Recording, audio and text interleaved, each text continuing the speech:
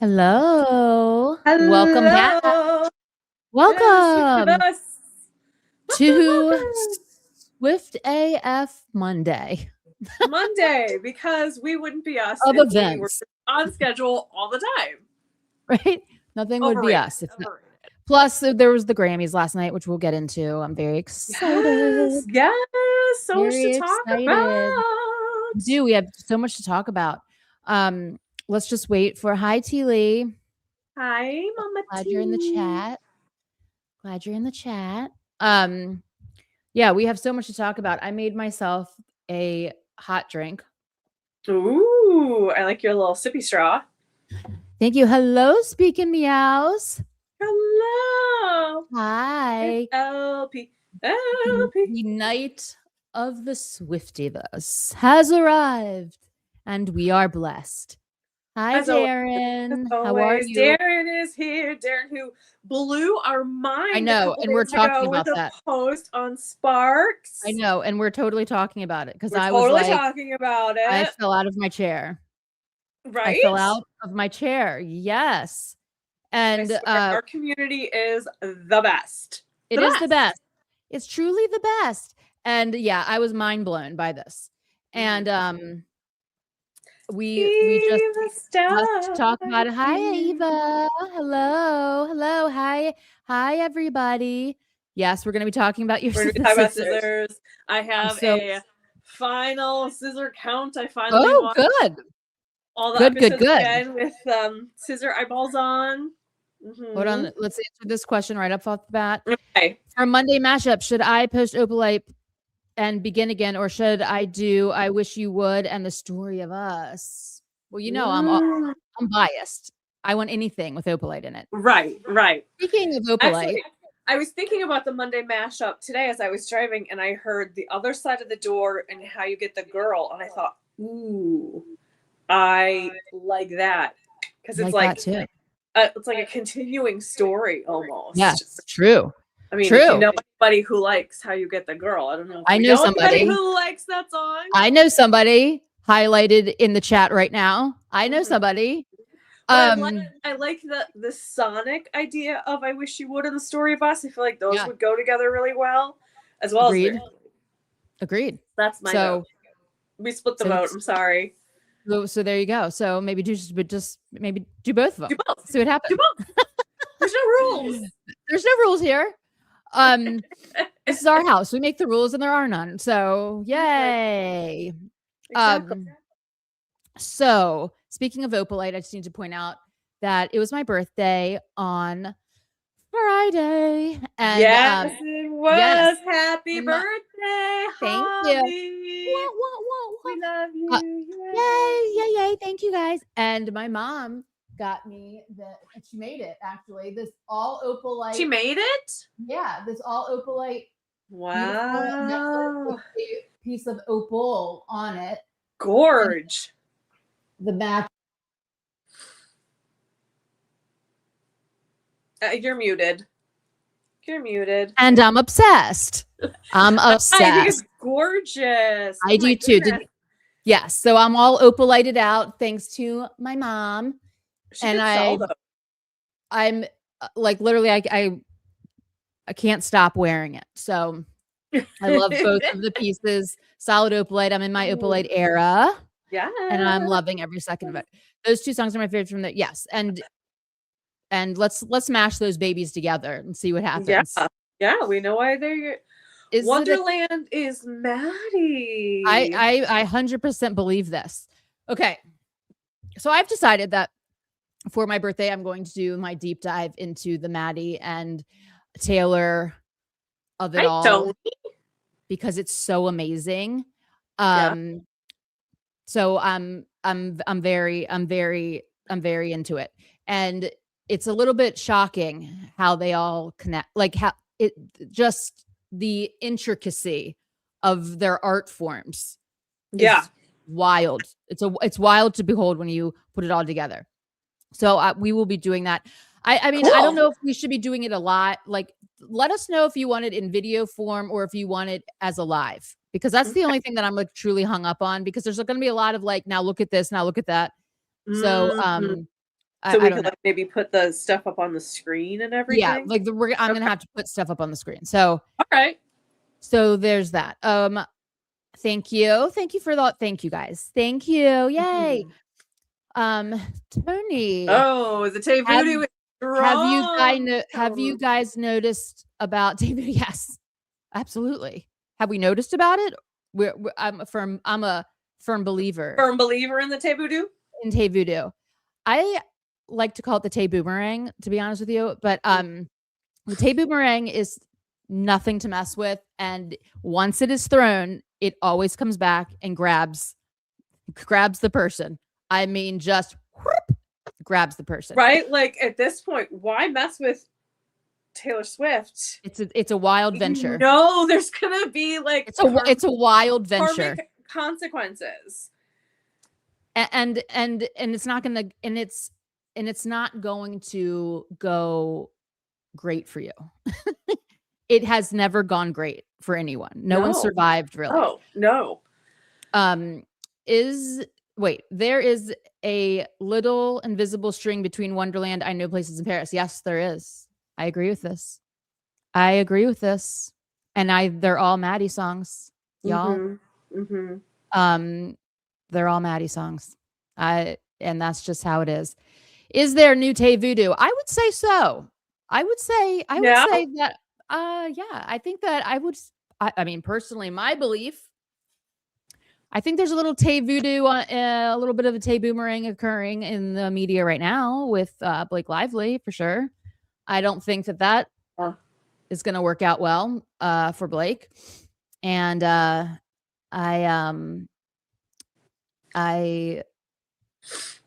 named this episode, Is It a Setup? Because I truly do believe that it's a setup, and we'll get into that in a little bit. We're also going to talk about the Grammys last night, all that. What do you guys think about Taylor attending the Grammys after party? I was interesting. I know. I didn't know that she did. I saw the pictures. I'm interested. I find it interesting. I have a very busy day, so I find it interesting. I wish there was more pictures. I know that her security was like, don't take pictures, and they're like, I'm not, and they did anyway. But she looked like she was having a great time. What was she wearing? You couldn't really tell. It was like a dark. It was like it looked like a black dress of some sort, or I don't really know. I haven't seen a full picture. I just saw the video of her. Are you sure it's not AI? Because I'm sure it's not. Very bad at telling. I'm sure it's not AI. I'm sure it's not AI. If it is, oh well, I was duped. But no, it wasn't AI. Yeah, like find me one person who always can clock AI these days. I know, seriously. Is your birthday crown in the studio? No, my birthday crown is not in the studio. Sorry, it's not. It's in the house. It's in the house. We always have. Oh yeah, we always have our cake glasses. Hold on, I've got to get mine. We're always baking cakes here. We are always baking cakes. My head is so freezing. This winterness is so insane. Oh, and the invisible string reaches to snow on the beach too. Yes, it does. And all roads lead to a Maddie song. It does. And snow on the beach also leads to the alchemy. And it also leads to question, which is magnificent. And you go, That's a good question. I couldn't tell, Darren. I couldn't tell. Let me bring it up and let me see if I can see. I think it looked just kind of black to me. But then again, I mean, let me just. Was Travis with her or just her? I didn't see Travis. Which is fine. It's fine. Doesn't mean anything. Don't panic. There is a rumor, and it is a rumor going around that some wedding invitations have gone out, but they're not really invitations. They are like save the date, and then they come with an NDA. Yes. No surprise. You don't get any of the details until you sign the NDA. Yeah, absolutely makes sense. Totally. So we are not gonna. I mean, they probably can't even talk about who's invited. So like NDAs are in place as far as we know. Again, it's a rumor, allegedly, but NDAs are in place. We're not going to know anything from here on out. I would literally do anything on earth to see the NDAs for the wedding for all of her former exes, and I would love to see. I would do anything to see the prenup for this wedding. I guarantee you, it's the longest document in existence. Mm-hmm. I'm guaranteeing this is it's like 12,000, 13,000 pages. Oh my God. Crazy. Okay. Mm-hmm. Yeah, because they both have to protect each other, their own assets, and they both have so many assets on both sides. Absolutely. It would just be, most of the pages would just be probably outlining those things. I don't know. I've never signed a prenup nor seen a prenup, but I imagine that it's pretty extensive considering they are extensive. The amount of assets that you have and things like Absolutely. that. So and the NDA for the wedding is like, it's proprietary information. So it's like you can't disclose it because, obviously it's going to cause like pandemonium. So we don't know if that's true or not, but without question, there will be an NDAs for the wedding. Like just straight off the bat, it doesn't even matter. Like if they came with the invitation or not, NDAs are like without question a part of every part of her interactions. But I think it's smart to not give any information until they sign the NDA, because if they get the information and they choose not to sign the NDA, it's the only way you can do it. The wedding, then the information could potentially get out. So it makes perfect sense. Whether or not it's I don't even know who said it initially. I heard maybe Graham Norton, but I don't know. Like he's invited, right? But I don't know if he's actually the one who said this. It's like sometimes you see stuff online and you don't know if people are being sarcastic or real or whatever. But unfortunately, like, wouldn't that mean he's not going? Because that would mean he didn't sign the end. Could he? We don't know. We don't know the details of the NDA. I don't know. He might be uninvited just for that little slip up. I don't know. Like, I have no idea. We don't know this. We don't know the story of it, but I'm endlessly fascinated at how this wedding is gonna, like, how it's all going to work out. Like, how, like, all of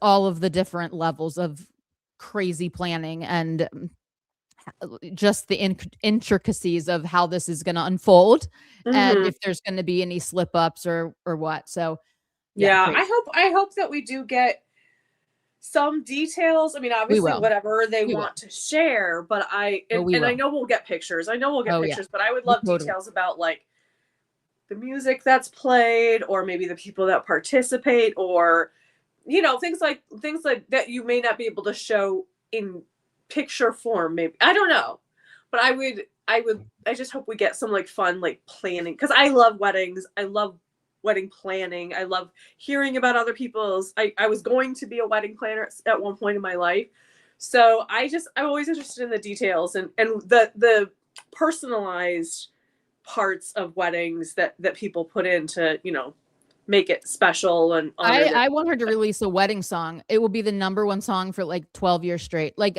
if she has not thought of this idea, she really should. She should make a wedding album, and I mean, like, music album would be a genius thing to do. She won't do it, but, like, because people will be like, "And she's capitalizing on her wedding." But if she came up with a wedding song that was for her and Travis, and she, like, sold it, I'm telling you, it would be. I mean, people say, "Oh, it's in bad taste," but it would be a smart business move. Business move. Well, all the songs that I listed have a lyric about flashing lights, which seem Maddie coded. There's a lot of Maddie codes in my. I believe that it's anything in outer space, anything comet, anything flashing lights, starry eyes, ships, UFOs, extraterrestrial. This kind of imagery is so Maddie coded, and absolutely. There's more Maddie codes than any other person in her entire discography. Like, she has gone hard Maddie for songs. this. There's more. I mean, if we started to list them all, like, it would be probably 3/4 of her discography at this point. Like, which is fine, which is great. Which is fine. I love. I celebrate. Love. I love but, a good, I love a historical day. muse like story. These are the things of legends, you know what I mean? And this is, it's a very, it's wildly interesting to me. It's wildly interesting. So Mm-hmm. I will never stop talking about it. My birthday episode will Absolutely. be all about it. So if you like the Maddie of it all, then either the live stream or the recording, you let us know which one you want it to be. Mm-hmm. And we still have to do my birthday episode. Yeah, and we still have to do her We're birthday a little episode. behind. And we still have a New Year's January episode that it's just all hasn't been uploaded yet. And will be. Well, it's stuck in YouTube, but whatever. Okay. We are getting it all out. Don't worry. It's been hectic. Okay. Okay. Yeah. Okay. You In like docuseries, when she was doing her lips, she looked like Ashley. Are you talking about? Are you talking about Ashley, the chick that is the impersonator of her? Is that who you're referring to? That I don't know which Ashley you're talking about. That could be it, because I could see that. Because that would be wild. Mm-hmm. I saw a video talking about prenups, and the main reason isn't to be petty or protecting assets from your spouse, but protecting assets from going to the government. No, well, it's a lot of them is for protecting them from your spouse in divorce. Like prenup means like this was on my property before I entered into this arrangement with you, and when we exit this arrangement, if we do, not saying that we're going to, but if we do, then all of this is coming with me. Period. There's like it's, and they usually set up like the laws inside of the marriage that says like things like if we stay married for blank amount of years and we get divorced, then you're entitled to blank amount of money for X amount of years, but like whatever those guidelines are going to be. Some are like you're getting nothing. You're getting what you showed up with, and things that were created as our joint entity, we will be splitting. But things, even if we're married, that was like created in the Taylor Swift Incorporated umbrella are hers and hers alone. Like those kinds of things. It's to protect for on a massive amount of levels. Because like if they didn't have one, let's just say there was no prenup, and there's also postnups, which is like I mean, like it's the legalese of relationship agreements. So if let's just say there wasn't a prenup, by law, when you get married, all of your assets, every single one of them, become one. Doesn't it depend on the state? Does it what? Doesn't it depend on the state? Don't different states have different like common law? They do, but they well, no, because it's communal property or whatever. It depends on, well, yeah, it does depend on the state, but the general terms of your assets are merged, right? That's step one. They consider everything merged, and then they have to pick it apart and usually like have motions to like all this bullshit, this was actually mine. And then judges can go, nope, you got married and everything just became both of yours. And so that would mean the entirety of both of their careers would be mutually theirs and nothing protected. Now, I'm just sorry to say, but like Taylor is the more successful person when you look at it from a monetary point of view in this relationship. She is a billionaire. She has all this. She is going to want to protect everything that is that she has made previously and during her relationship with Travis Kelce to be solely hers. Do you know what I mean? So that's what that. And like the society sort of conversation about prenups is, oh, it's not romantic. We don't want to think about divorce and And I just feel like they're smart. They're smart. They're smart. That has been predicated by people who benefit from not having a prenup. The patriarchy. It's no different. Prenups are very smart. It's no different to having health insurance, to having car insurance, to having homeowners insurance. It's a what if plan. I mean, you don't if plan.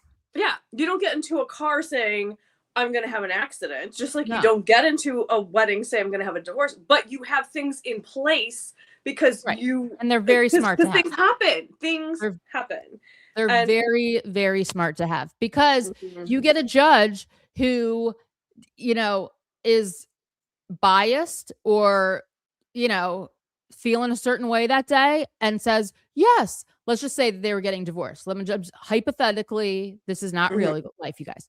Right. Let's say that Travis Kelce and Taylor Swift are getting divorced. There was no prenup. She would have to pay him alimony, spousal alimony that is equal to the lifestyle that he was living when he was married to her. So that will be an enormous amount of money a month.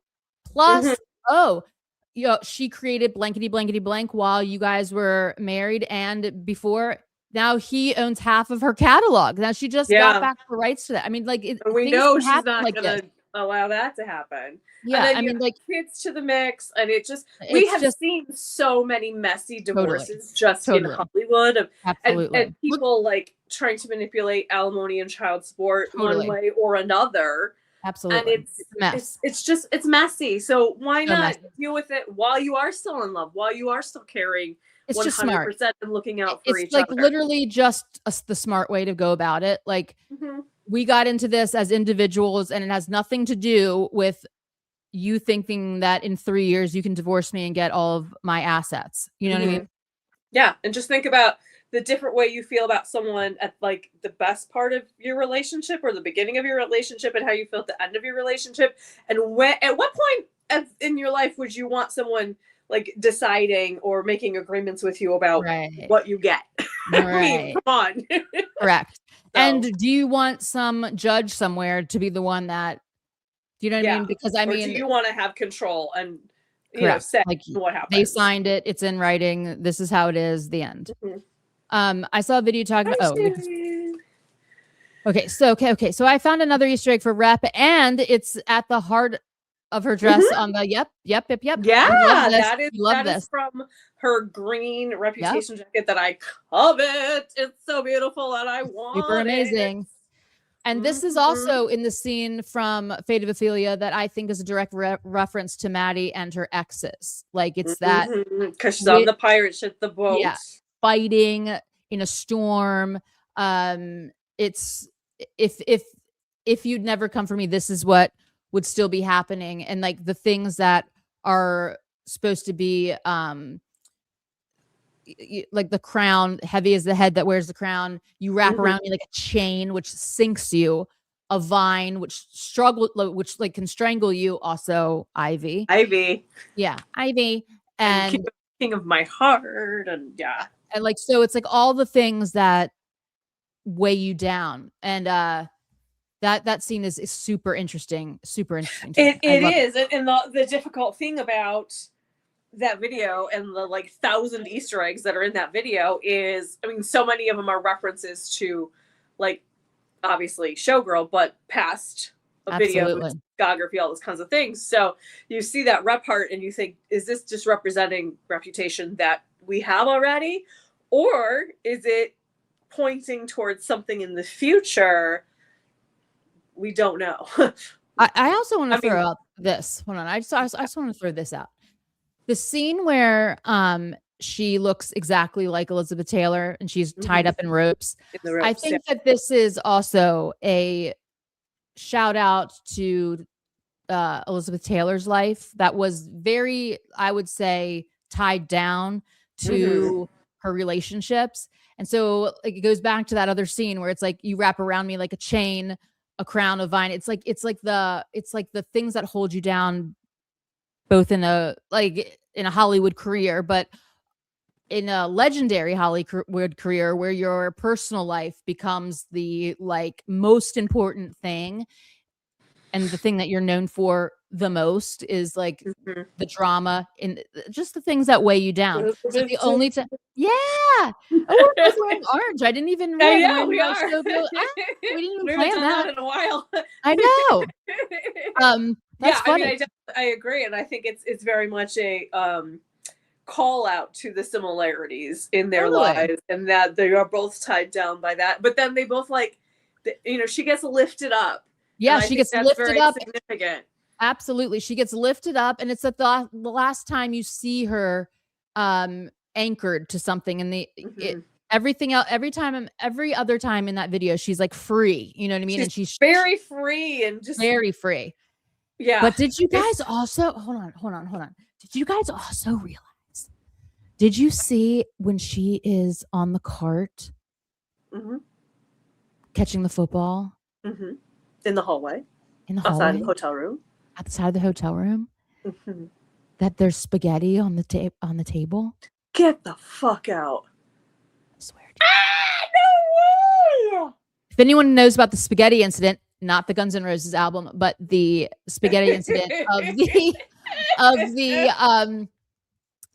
the Bad Apples meeting after the Grammys last year, there was the incident where there was people eating spaghetti with their hands. There was spaghetti eating with their hands. And it was caused a big scene, and it was like gross. And in Charlie XCX's new movie, which I am going to go watch, by the way, I am going to watch it because I need to pick up on the thing. In the trailer, there is a pot of spaghetti in one of the seats.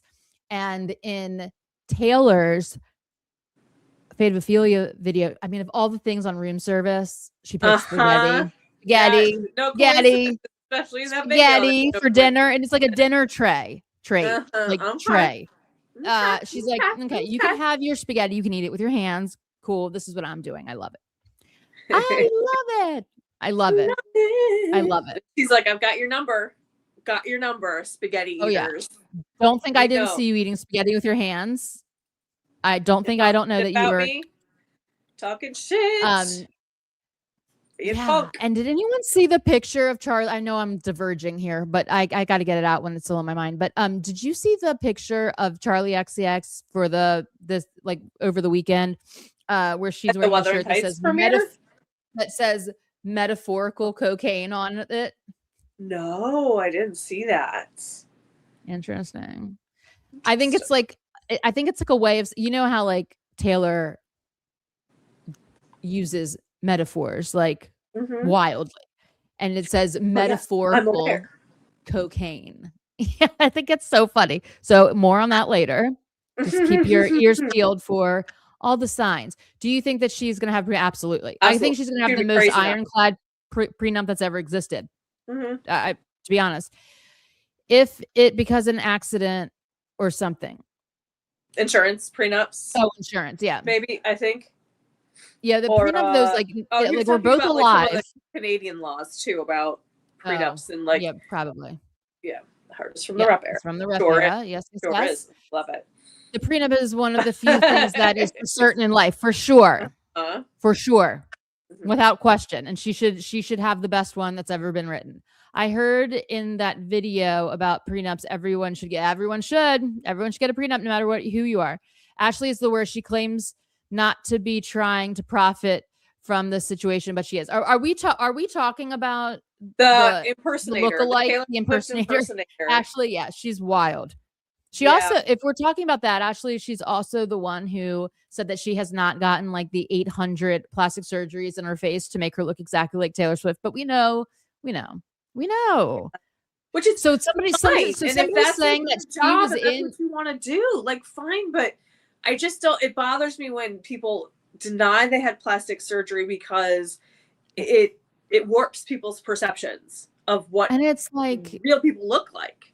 But we also we have the before pictures. This is the part that always it doesn't make sense to me. It's like, yeah, but you do know we have the pictures before, correct? Like I'm just like Kim Kardashian, for example. Kardashian, we have the pictures before and the afters. So we know that this is okay.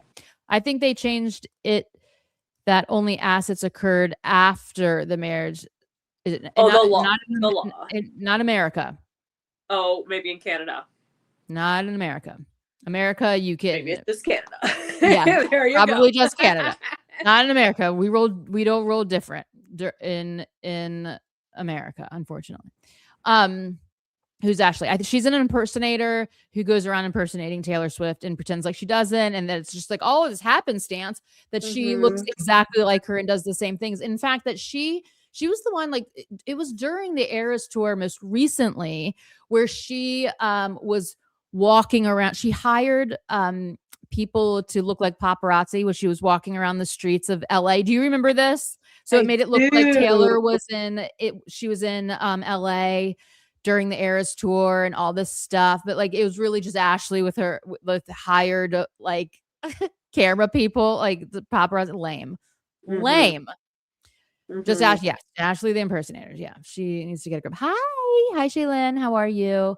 Hello, Hi, Tiffany. Tiffany. Hello. Are you talking? Yes, Ashley the impersonator. Holly, what are your thoughts on a potential Opalite music video? I think it's coming out on Valentine's Day. I agree with you at this point, but I just feel like I am a little flabbergasted because we do now have Opalite as a single, We do. and yet I don't. There's no pushing of Opalite. Taylor Nation hasn't pushed Opalite. I'm not hearing it like on social media, like especially like Yeah, I feel like it's out as a single and then it's disappeared from like the social consciousness or something. It's and maybe they're waiting till the music video comes out. I don't know, but I think they're it's waiting for the Blake shit to like die down. I think that maybe. this is thrown a huge wrench in what we're going to be getting, because if we know anything from historical Taylor Swift actions and how she navigates through a scandal, she retreats Mm-hmm. for a minute. She does. Yeah. And we have now gotten like inside sources, exclusive sources close to the situation, types of comments that have been popping up in like People Yeah. magazine Yeah. and things. Yeah. So we Yeah. know this is from Taylor's camp. She doesn't want to say it is, but it is. And and this is how, again, how we know it's from Taylor. It's like Taylor wishes to be left out of this narrative. You know what I mean? Yeah. She didn't want any drama, and she's not going to be brought into it. And she wants to not be involved with the Blake thing. However, it's like this is the problem that we are in right now. It's that how this is, because I see a lot of people go like, this is just like rep all over again. But it's not. It's It's not. not. Unfortunately, it's not, because it's a we have the text messages, we have the dialogue, we have the, I would say, premeditation of doing some things. However, I just want to say this straight off the bat, and this is my feeling as of this moment. Yeah, let's jump into it. My feeling of this moment, okay? I truly believe that Blake Lively set up Taylor Swift in a very unfair way. I think that from reading the documents and reading the evidence, I think that Blake used Taylor Swift's friendship and her passion to defend women Mm-hmm. to her advantage, and orchestrated and led Taylor to believe that these bad things were happening, and that they were happening like wildly. And when you think about it, like, why would Taylor Swift ever stop and go, is Blake Lively lying to me? No, she wouldn't. She'd be like, my friend is Right. dealing with this. Because at the same time, from getting a better bird's eye view of all of this, Mm-hmm. is that Blake spent a lot of time bringing in all of these surrounding people. So Ryan Reynolds, all these other actresses, and like this, she's getting this like team to validate what she's saying. So the only dialogue that Taylor was hearing was not just from Blake, it was from Blake, from Ryan, from the people that Blake and Ryan told all this stuff to. So she felt very much like, oh, well, like this has got to stop. Like no one's going to be doing this to my friend. However, what happened is that, in my opinion, once the two lawyers, Taylor's lawyer and Blake's lawyer, and Taylor Swift's dad had that conversation about, Blake Lively, you are extorting Taylor Swift. I think that Taylor realized, oh shit, I am in this, but I'm not in it in a way. I was brought into it in a completely different way. Now, am I saying that what she did was correct, right, or justified. No, I mean, you have to ask yourself, if your friend was telling you this and you have the position to do something to take down somebody that your best friend and all of their friends and their family are saying was SHing you and causing all these problems. Do you think that, like, what would you do if you had the ability to do anything? What would you do? You know what I mean? And I truly and fully believe that Taylor had no idea that this was made up bullshit, because I do believe that the crux of, and this is from me reading again all the documents, I've shared the link with you guys, please read them, come up with your own opinions, but the core event, the triggering event of this whole thing was how Blake Lively handled her press tour with the movie. And she handled it really bad, because she said, hey guys or girls, it's ladies night out, everyone have a fun time, bring your girls, get the tickets, wear your florals, we're gonna have a fun time. And then nobody said, oh, actually it's a DV movie and we're all wildly triggered, so it wasn't really the rom-com that you were selling it as. The only person that was talking about it being a DV movie was Justin Baldoni. So then everything, she got a lot of bad press about it. And then what happened is that Ryan Reynolds and Blake Lively, we can't have bad press about this. We need a new villain. So they created a alternate reality of things that happened to make it seem like Blake wasn't allowed to talk about DV because Justin Baldoni wouldn't allow it. And that is without question not true. It's not true. It's not in the documents anywhere. I have not found one situation where that I have not found that. I also haven't found SH the legal requirements for SH. SH has to be harassment of such a degree that it changes your job completely, forces you to be exchanging actual favors with a person to retain your job. You have to be like a quid pro quo situation. You do something sexually for me without to keep your employment. Yeah, there has to be the power dynamic has to be so intense and so hazardous that you are literally doing all these things to keep your employment. What has turned out in the documents is that Blake Lively was saying that she was the boss of everyone, could fire and hire people, that everyone on the set ended up being her employees, and she was in control of everything. So to me, and again, we're talking about the legal threshold. We're not talking about, we're not saying we don't know what happened on the set, whatever. We're just talking about the legal threshold of what a SH could be defined or is defined as. And that doesn't negate necessarily how we don't know how Blake felt. We don't know those things specifically. We can only look at it because you can't read people's minds. But you can read their texts, and you can read what they're saying, like within a minute of each other. And it's very bizarre.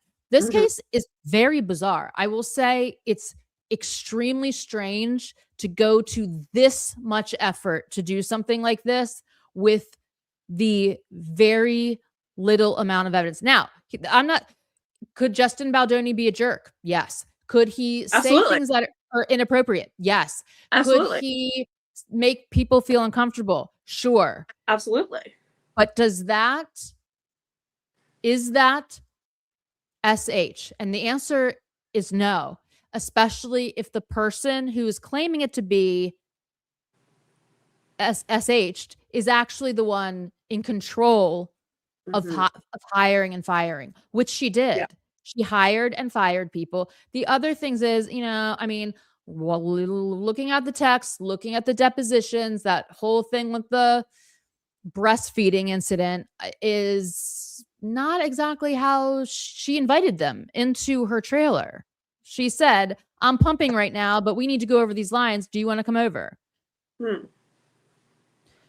They came over, they turned and faced the wall while they went over the, like, so there's a lot of things that are like, it got out of control. Taylor got swept up in it. I think Taylor did write the song Canceled because she's inspired by her real life. And in that time frame, she was like, I can't believe this shit's happening. You know what I mean? Like, I'm going to write a song about it.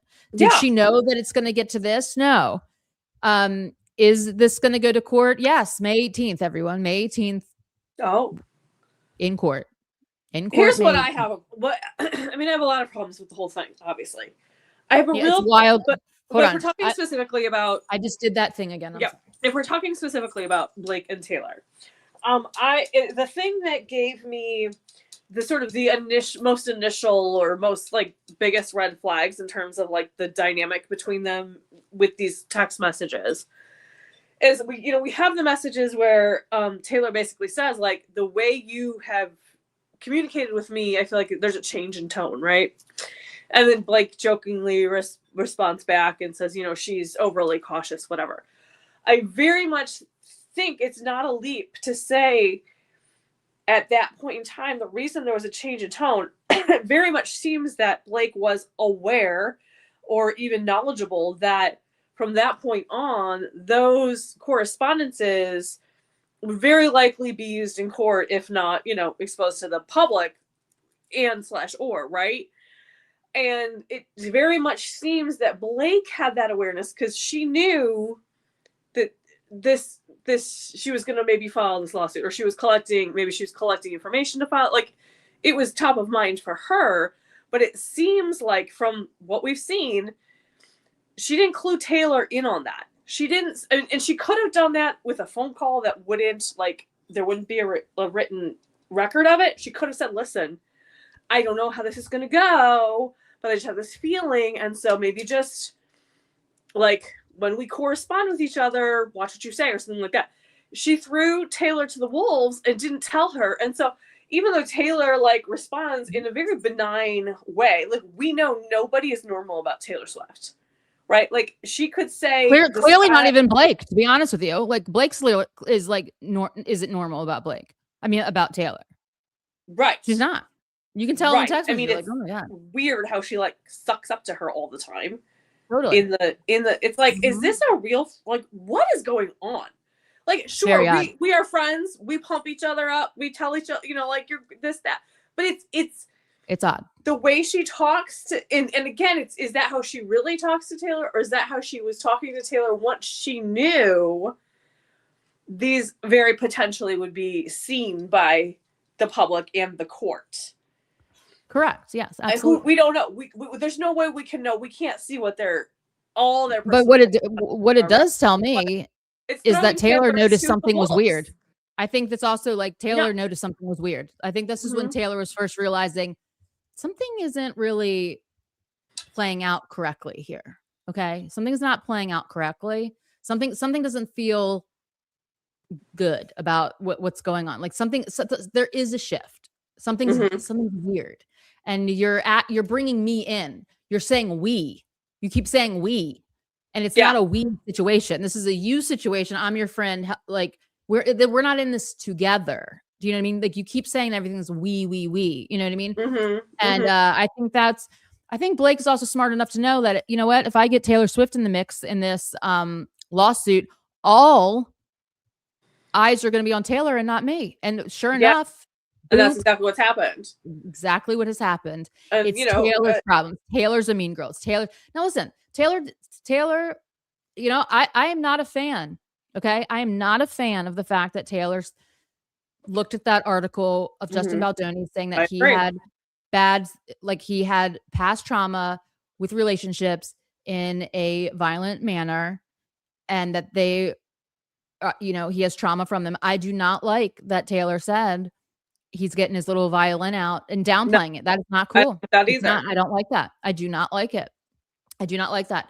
But I also at the same time feel as though the messaging that Taylor was getting was that Justin Baldoni is manipulative, cult leader, master manipulating every situation, and is probably making this story up. And I think that is what Taylor was going off of. But in reality, it was actually Blake doing all of that. And that's the really sad, bizarre part of this whole thing, is that all because of her bad press choices to, you know, say all this, you know, it's just honestly the biggest takeaway, two takeaways that I get from all this. I mean, Blake is very much giving narcissist vibes, whether without like question. I don't and know, her like, husband Ryan Reynolds is like, out we're of not control. here to clinically diagnose anyone. She's definitely giving features of it, right? And also cluster B personality disorders is what I would like to call right. But she's also she exhibiting just cluster seems B. like so enormously tone deaf. Tone deaf. Obviously, we know like her wedding and like the thing that she says about, oh, I like a theme party. Okay, way tone deaf. Tone deaf about what victims go through trying to just be believed. And she's if she is manipulating the situation, which we believe. I believe she is. What Holly has read, you know, and the little bit I've read, Holly's done more investigation into it than I have. That is so disgusting. It's disgusting. Because the victims, actual victims, have a hard enough time being believed. Like, we are seeing that, right? Like, in this country, we are seeing that in a real profound, disgusting, horrific way. Yes, and we are. So to give credence to the population of people who say, you know, women lie about this, or any victims lie about this. Like, it's such a bad taste in my mouth. And then the tone deafness of this wear your florals, it's a fun night out. Weird. Like not understanding the severity of DV and what that means, and that people who have experienced that personally or in their lives need to it's like a trigger warning, right? Like you need to have that understanding before you go into a movie theater where it's giant in front of you. There's no other distractions, and like you have to experience it in that moment. And to dismiss it and say, wear your florals, it's a girls' night out, fun girls' night out, it's again, it's tone deaf. Yeah, and it's so removed from the entire theme of the movie. The other giant red flag to me was when she was emailing Matt Damon's wife, and she told Matt Damon's wife to bring the kids to the movie. I feel like she didn't understand it. I really feel like she just is so far removed from reality. Like she doesn't understand at all. Like sort of with the plantation wedding thing. I think she has no concept or understanding of why that was so profoundly fucked up. Yeah. To have a celebration in a place of abject horrific horrors. Yeah, horrific tragedy, and the worst parts of history. You know what I mean? The worst. Worst. And then to go like have a party there, like it's insane. So it's totally insane.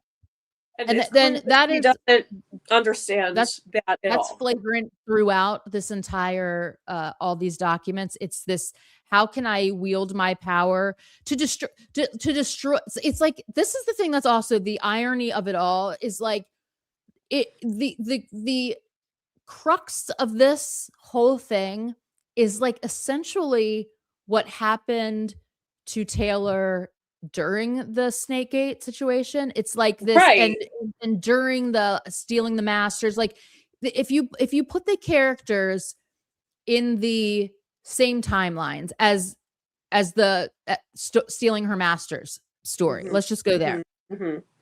Justin Baldoni worked for 5 years to get the rights to this movie, to get the production company, to hire all the people. It was like his big passion. He was an advocate of this book. He loved the author. He read the book. He did all of the work that's involved, right?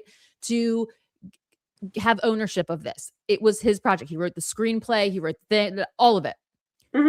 Like Lively comes in and goes, "I know, actually, I want this. I want the rights to it, and I want to be the person on it because I see that it has potential to have sequels and a franchise. So let's just smear the shit out of the person who did all the hard work and get the rights. Let me be able to take it over. Change it from an R rating to a PG rating. A PG-13 is still mind-boggling to me, but yet that still happened. And then let's like promote it in a way that is a fun family film, which is completely outrageous. And then on top of that, let's say that the person that did all this hard work is in real life the character in this movie, which he's not. Okay. Did he say something inappropriate here and there? Of course. No one's perfect, but is he at the level of where it ruined her life? What ruined her life in the course of all this was her own press release where she chose to not talk about DV and say that this is a fun film for everyone. Wear your florals. It's a great time. She didn't even read the book. She says it in her deposition. She didn't even read the book. I mean, it's just, you know, it's just not, it's not good. So it's like, it's doubly shocking because now Taylor's in the situation where she's a part of a story that she's been fighting against for the last however many years. That's what's like so utterly disgusting about. That's like the raw part of the whole thing. It's like, oh no, now you're the person that's trying to allegedly in this thing, trying to remove the ownership of somebody else's work and give it to somebody else. But you yourself have been duped by this manipulating person who wants to just use your power to be able to get this done. So it's like, it's a diabolical plot that I believe Ryan Reynolds and Blake Lively orchestrated from the beginning. The depositions, the facts, and the evidence don't add up to any of the things that are talked about. And the person that's profited the most is Blake Lively out of this whole thing. So here we are, unsealed documents. The documents that she fought the most to keep sealed, Blake Lively, are the most destructive to her because she says that she was in control of the entire set, the location, hiring, firing. She says in there that she was the HR department. In her court filing, she says there was no HR department, or she chose not to go to HR and have this weird meeting at her apartment talking about all of the things that must be done and blah, blah, blah, blah, blah. And then she says, in fact, I was HR. Everyone came to me and I sorted everything out. I hired all of the intimacy coaches after I fired the ones that were already on the set.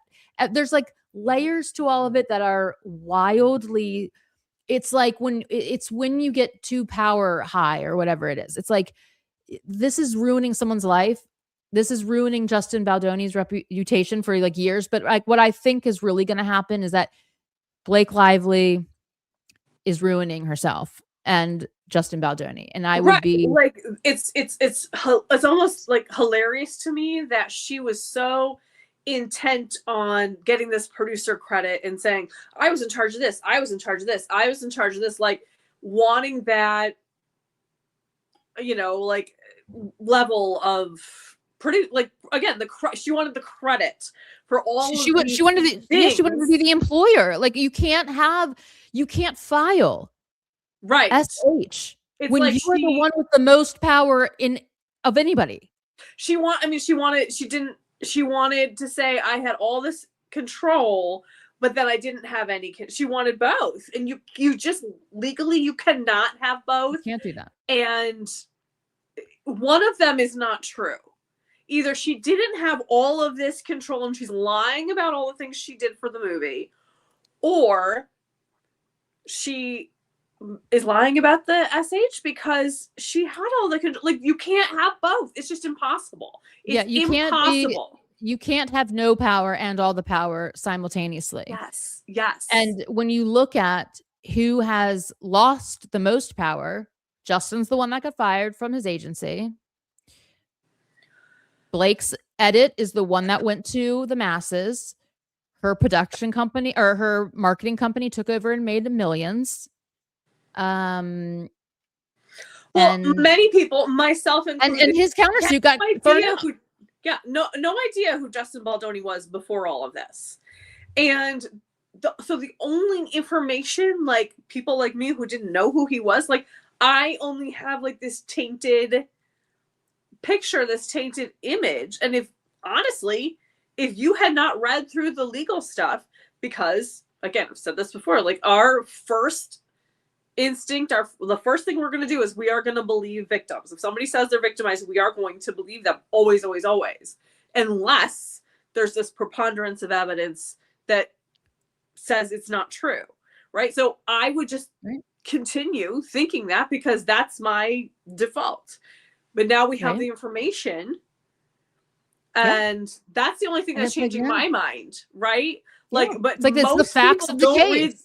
Right, but most people don't read the facts of the case. Like, look at how many people still think like OJ's not guilty or Michael Jackson's not guilty. You know, like people don't read case facts. They read headlines. They read, you know, PR like, is a crazy. clickbait.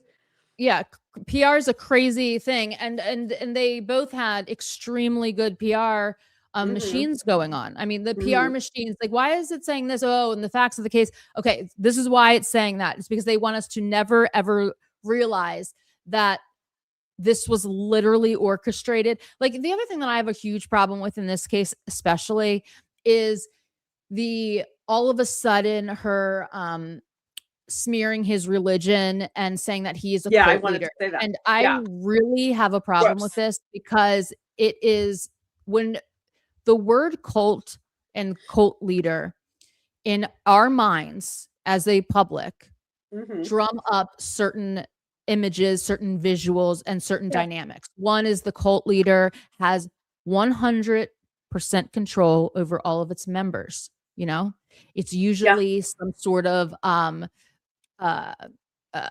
depraved practices that they're, you know, forcing people. I mean, we think of Jonestown, we think of Heaven's Gate, we think, right. I mean, that's where your mind goes. Waco, all of the things that are like, it's like this one it ends man on the line, right? All gets to abuse all these women, gets to do all the stuff, and they're at this person's mercy. So when the words like, oh, he's in a cult, which she kept saying to everyone on set besides him, because at the same time she's like saying how great he was, to like sending him messages like, oh, thank you for being like my friend. The only person on this set that I can confide in is with the types of tones that she's saying to him at the same time she's telling everyone he is in a cult. The other thing is that when she makes that ridiculous joke about how he needs to get a nose job and he is Italian Jewish descent, I find that to be horrifically disgusting. And she throws it off like oh, it's on video, you guys can watch it. They're doing a kiss scene where he is telling her, by the way, you know how she was like, he would just jump into the intimacy scenes and like not even tell me.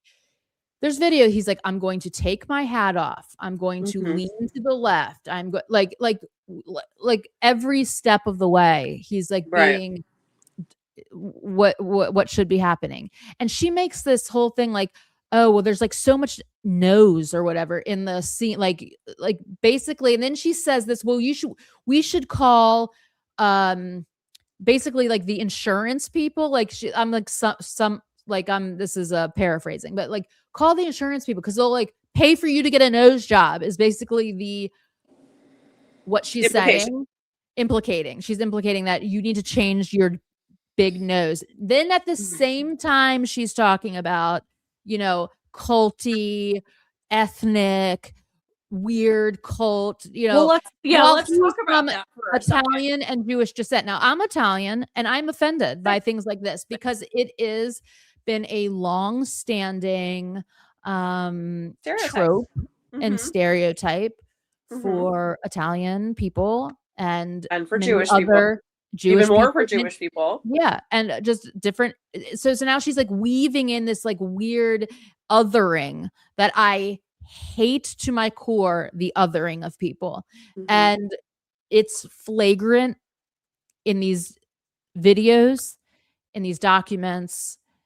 It doesn't have to be said. You can see it if you're looking. If you're looking, you can see like what we're talking about. And now it's like this. And that's now, that's the thing. Like it's what's so disgusting to me is like, okay, story time. So my first boyfriend, I met him when I was in college. He was from the Baha'i faith.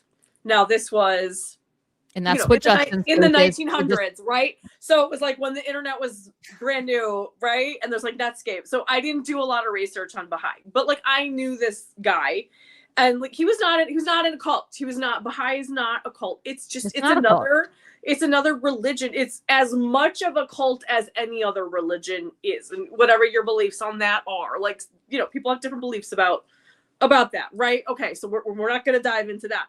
But my guess, my gut instinct is that she heard Baha'i, and it's not a religion that people hear about a lot, right? Like I had never heard of it when I met this guy. She hears that word, and that word sounds it doesn't sound English. It sounds maybe Middle Eastern or like it doesn't sound American. And that's what is the person who's tone deaf, if you're a person who has done all the things that we talked about 30 minutes ago, yeah, you're going to make assumptions, and they're going to be bad assumptions because you're a bad person. Honestly. Yeah, you're going to do that if you're plotting, how do I take this person down? It's just another thing that you can add to your weapons list. Oh, and he's in this religion that doesn't sound like anything that is, normal. I haven't heard of it, so it must be weird. It must be and in fact, here's the irony of that religion. Okay, the irony is that religion is so peaceful, right? And it is the belief that all of the prophets and saviors and all from all religions are equal and as one, and that they all had relevance, and they all are of one God, and their religion. That's a pretty beautiful thing. It's a very beautiful thing, and it's that love is the dominating message. Yeah. And unity is the dominating message. I mean, that's more inclusive than Western Christianity. So, so to contort people's faiths, and it's especially a hot button right now, because we see the contortion of faiths currently in our political arenas, and it is just such a disgusting thing to do, to perverse and to combine your spiritual self with any form of political siding. It's just the two never go to, like, it's just a disgusting thing that's occurring right now. I just feel like she othered him because she absolutely associated him with like, ooh, it's a funny sounding word, or whoever, however she thought, like the people who, other Muslims or other people of just other religions that they're not familiar with, that because they think they have the one true religion, or whatever fucked up ideas they have. I'm sorry, I'm not gonna sit neutrally and like defend Christianity either. Okay. But it's just so disgusting. It just falls into line with all the other, like if it was a one-off, we could say, maybe this, but like it's a pattern of behavior at this point. I just don't think bashing anyone's belief systems is acceptable, regardless of what it is. Like, people are inclined and have the right to believe and have their faith be whatever it is. And I think that is human and personal, and I think that's wonderful. But I think it's especially disgusting when somebody takes somebody's belief structure and uses it as part of a smear campaign, just so you can get the upper hand in a power play over a movie, right? I think that's absolutely disgusting. I think it's disgusting behavior. I think it's dangerous behavior. And I think that there's absolutely no excuse for taking somebody's faith, and on top of that, them having an ethnic descent that is not your own, and you using that in a smear campaign to add on to the list of horrible behavior that this person's not even participating in. Do you know what I mean? And it's like, and if you didn't believe that, well, guess what? Like it's like this, it's like a tier system. It's like he was SHing me. Oh, he said this. Oh, you don't really believe that? But guess what else he did? Or guess what else? He's in a cult. And he believed, and it's like, oh, he's doing all this, and he's in a cult, and he's ethnic, and it's well, this must be true because that's how these people work. You know what I mean? That's how cults go. Oh, you were oppressed as a woman on this set by a person who practices religion that you have no idea about. But like wake up, Blake Lively. There's a million religions you don't know anything about because you didn't even know that having your wedding at a plantation is absolutely horrific behavior. Horrific behavior. Horrific. I mean, so when you look at it all, like, kind of like this person, Blake Lively, is so out of touch with trial, like with how do I even want to say this? She's so out of touch with everything. Most horrible things that have been inflicted upon humans. Yes, she doesn't have any empathy. She doesn't. She's not showing empathy. She's not showing compassion. She's not showing any understanding of a human experience that is different than her. Of human suffering. She does. She thinks suffering as a human is having a bad PR like spurt where she says, "Wear your florals," and it's a girls' movie, and everyone should be yeah having fun. The backlash from that she thinks is the worst thing that's ever happened to her, obviously, because it spurned this whole thing. But in the meantime, she flaunts and steps over some of the most destructive, horrifying things that human beings have ever had to go through. All just to end up on the right side of stupid ass PR on social media. Like, you can't get more shallow than this. Like, this whole thing is ridiculously, like, your whole big beef is that people on Twitter said you're tone deaf, so you're going to trash people's religions, people's ethnicities, and like their reputation. Well, like, let's also remember this, and I'm not saying that she intended this, but the bot campaign that came up against Taylor with a release of Showgirl, that bot campaign is traced back to Justin's lawyer. So I'm not saying that, but Blake has been friends with Taylor long enough to know that, like, she is so huge and she is so exposed that she's going to get it from all sides if you put her out there. And she did. And then, I mean, I'm not going to defend what Justin's lawyer did. I mean, it's a disgusting, slimy tactic. Are you talking about when he tried to serve the subpoena? No, I'm talking about the bot campaign that started this whole Taylor's MAGA, Taylor's Yahtzee, Taylor, she wants to further the white, all this. I think there needs to be deep exploration in where that actually started. Well, they are saying that the people who wrote that article said it's from Justin's lawyer. Right. And, but let's explore that further. Right. I mean, again, I don't know. I don't have the information. I don't have the IP addresses or whatever. I can only go on what I've been, Let's just ask ourselves this question. Who in this story? But somebody did it. Somebody did that campaign. Right. Absolutely. Without question. But like, let's ask ourselves in this specific story, who would benefit the most from having Taylor Swift hate Justin Baldoni the most? Right. Okay, you're right. I mean, it definitely could be from her. Oh God, I hate to think that. Because why would Justin Baldoni need? I don't know, except that here's the Scooter's involved on Justin. Like, I don't know. I don't know. Okay, we have to remove ourselves from the media of it. Yeah. When you have the facts like these people do, they all have the documents of the facts of this case. Yeah. They know what the evidence is and what it's not. If I was Justin Baldoni, I'd be like, please show the Taylor Swift things, because I don't need to trash this woman.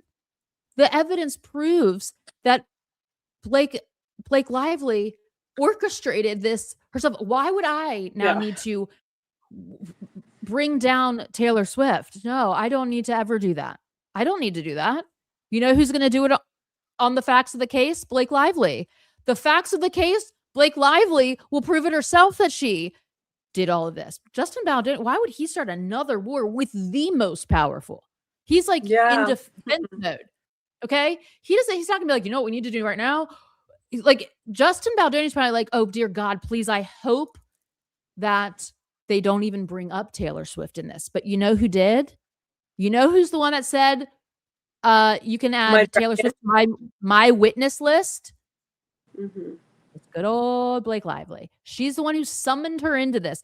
Not Justin. Justin Baldoni didn't. Justin Baldoni didn't ever mention shit about Taylor Swift. Why would he? Why would he be like, oh yes, now please let me start. I'm already fighting for my life. Let me just add the most strategic player in all of this. Let me summon a war with her. Hell no. I 100% believe that is, and I'm going to invest in this. My next part. Where did the smear campaign originate? Via from the Taylor Swift? Because I guarantee, like, when you think about it, why would it would be epically stupid of Justin Baldoni to do that, especially when he has the facts on his side. We're again removing the insane PR machines. Yeah. When you look at the facts of the case, he's like, bring it to court. Bring it to court. Okay. Bring it to court. We'll see all your evidence. Bring it to court. I don't need to say that all this shit about Taylor Swift. But you know who else who's freaking out and who's like, oh no, I'm going to be, there's only one person, and this is going to be revealed as the villain in this story when all the facts come out. It's not going to be him. It's not going to be him. It's going to be her. Too much orchestration. Like, after reading all those Ryan Reynolds emails, there is not a part of me that doesn't believe that he would go like, you know what? You know who else needs to come down? Because he says it in one of his emails to Sony and to somebody else. I will not have my wife be brought down in the media alone. She will not be the one that goes down alone. I don't think you sent me the Ryan Reynolds ones. I don't think I read those. They're crazy. The Ryan Reynolds ones are the most unhinged of them all, because he's like on this, like, oh, hell no. It doesn't. And like, all Sony's like, she did a horrible press press run. She was totally tone deaf. She tried to release a hairline in the middle of like a DV movie. She doesn't even talk about it. We have the wear your florals. Everyone's fun. She's inviting children to this movie. It's inappropriate. It's inappropriate. You know what I mean? And like, other people could have started, like, Taylor always has controversy. Do you know what I mean? People are always looking for shit that like, but you know, I mean, I would think if I was Justin's people, I'd be like, oh, hell no, we want her as a witness, because now she's been brought up. We didn't ask for this witness list. If Blake didn't put her on a witness list and say all this shit, we couldn't even get the information. But we have to also remember that there was a separate conversation where Taylor's team was like, Blake Lively is extorting me. Okay, this was sealed. Yeah. Blake was trying to never have it released, fighting endlessly to keep it sealed. I mean, Just that's like like she a was, smoking gun, really. it's like exactly. So when you think of extortion, and Taylor didn't play along, because did we see Taylor make a statement as to why Blake Lively wasn't at the Super Bowl with her? Hell no. No, She we did not. said nope, and that can piss some people. Like, so now we need to mess, we need to like dirty the waters a bit with her reputation, since mine's going down and I'm somehow adjacent. Like, it's crazy. Like, this case is a wild case of unhinged, delusional, like, power. Like, this is a movie. You are Yeah. wielding swords that are truly hurting people over how you fucked up your own movie press release.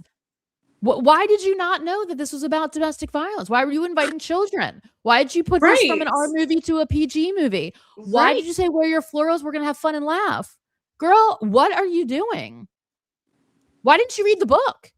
If you're so invested, like, why didn't you read the book? Like, what? Why do you not? Did she even pay the movie? Like, I mean, I have not seen the movie, so I can't. I was gonna watch it, but I can't. It's not free on any of the streamers I have. Okay, so I haven't watched the movie, but it's like, I do think that there are some actors who only memorize their own lines, and they don't get a feeling of the entirety of the plot and the movie and everything. And I feel like that's kind of what she did. She didn't read the book, which, okay, fine. Don't read the book. That's fine. Whatever. But don't read the script. Like, don't know the but have your husband rewrite the script. Have the husband rewrite the script and make it rom-commy, and then into this weird domestic violence situation where Justin's like, the changes here don't really like get the flow to like the story, because it's like a rom-com, and then all of a sudden it's in this like wildly DV situation where it's almost like two separate movies. People were like shocked, like, you don't it's just weird. The whole thing, guys, is just weird. And weird.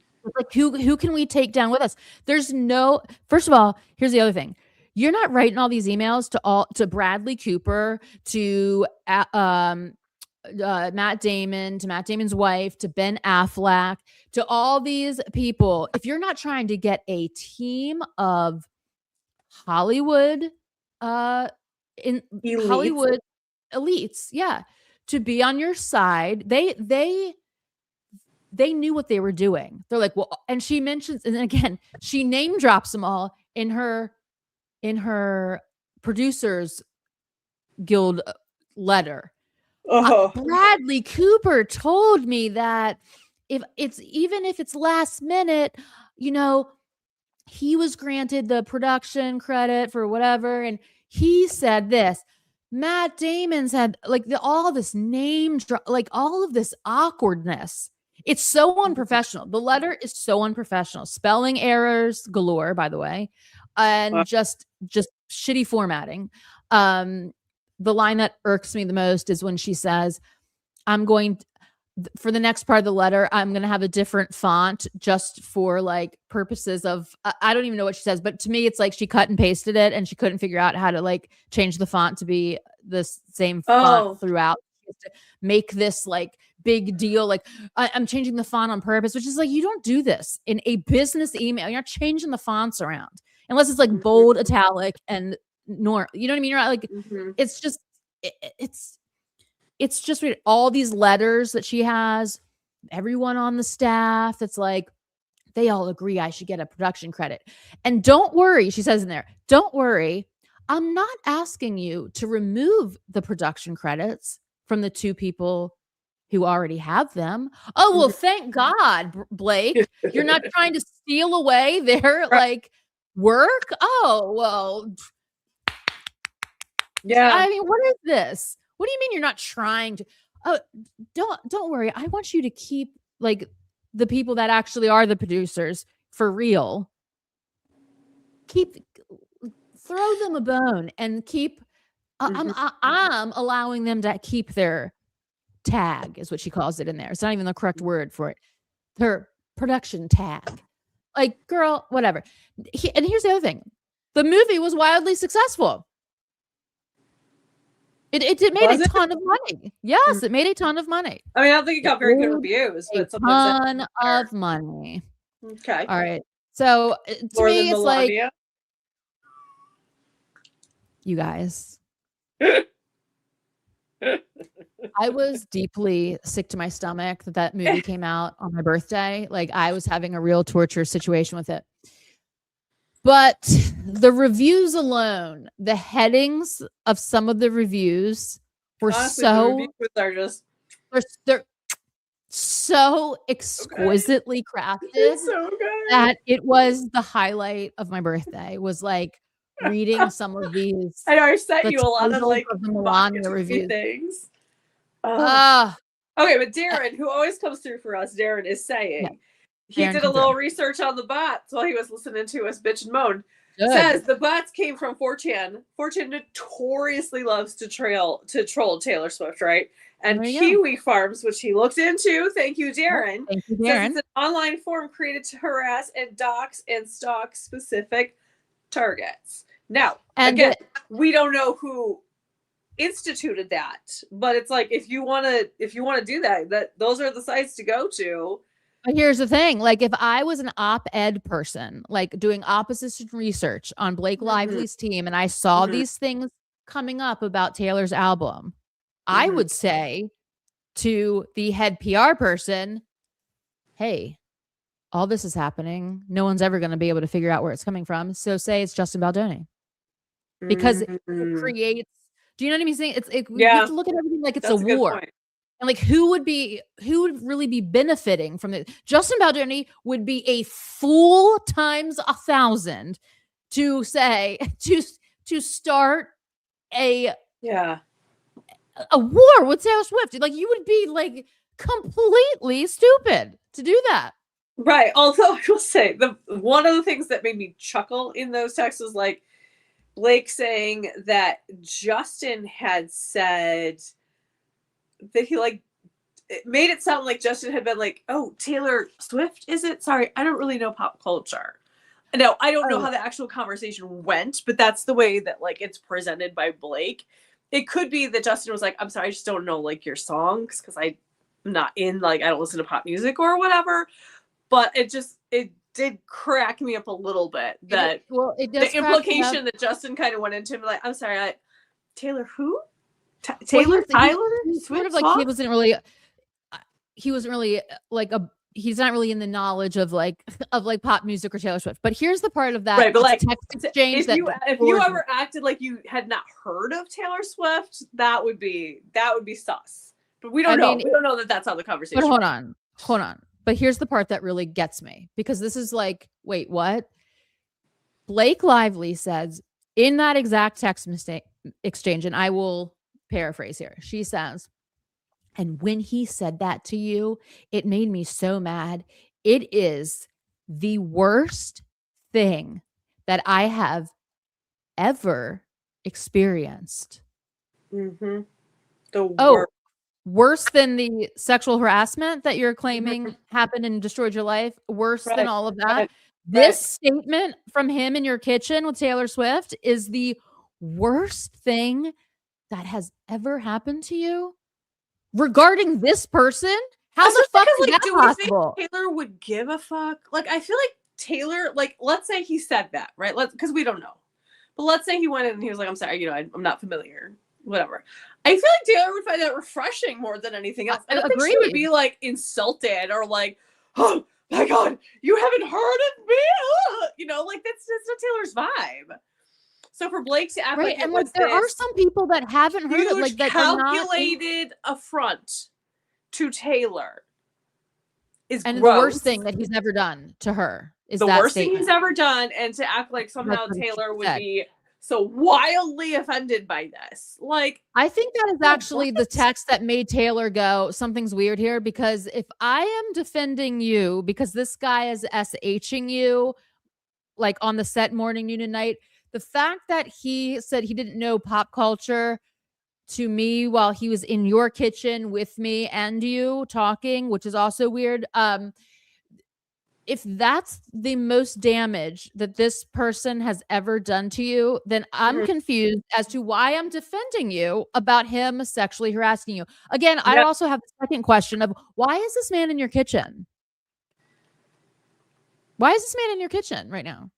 Yeah. Why is he in your Solid home? question. It's a solid question. It's just a solid question, right?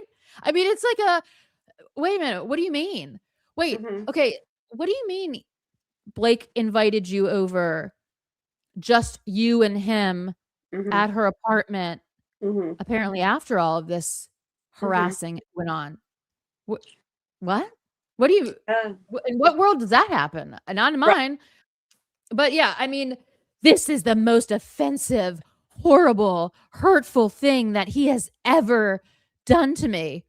Oh, so you're retracting the other things that the reason that I'm in here defending you in your kitchen and trying to get, you know, trying to persuade him to use your version of the movie so you win this situation is where what are we battling over? See, if I was when you're in war, it's like what's the object we're trying to get? You know what I mean? What is Hmm. the thing that we're doing?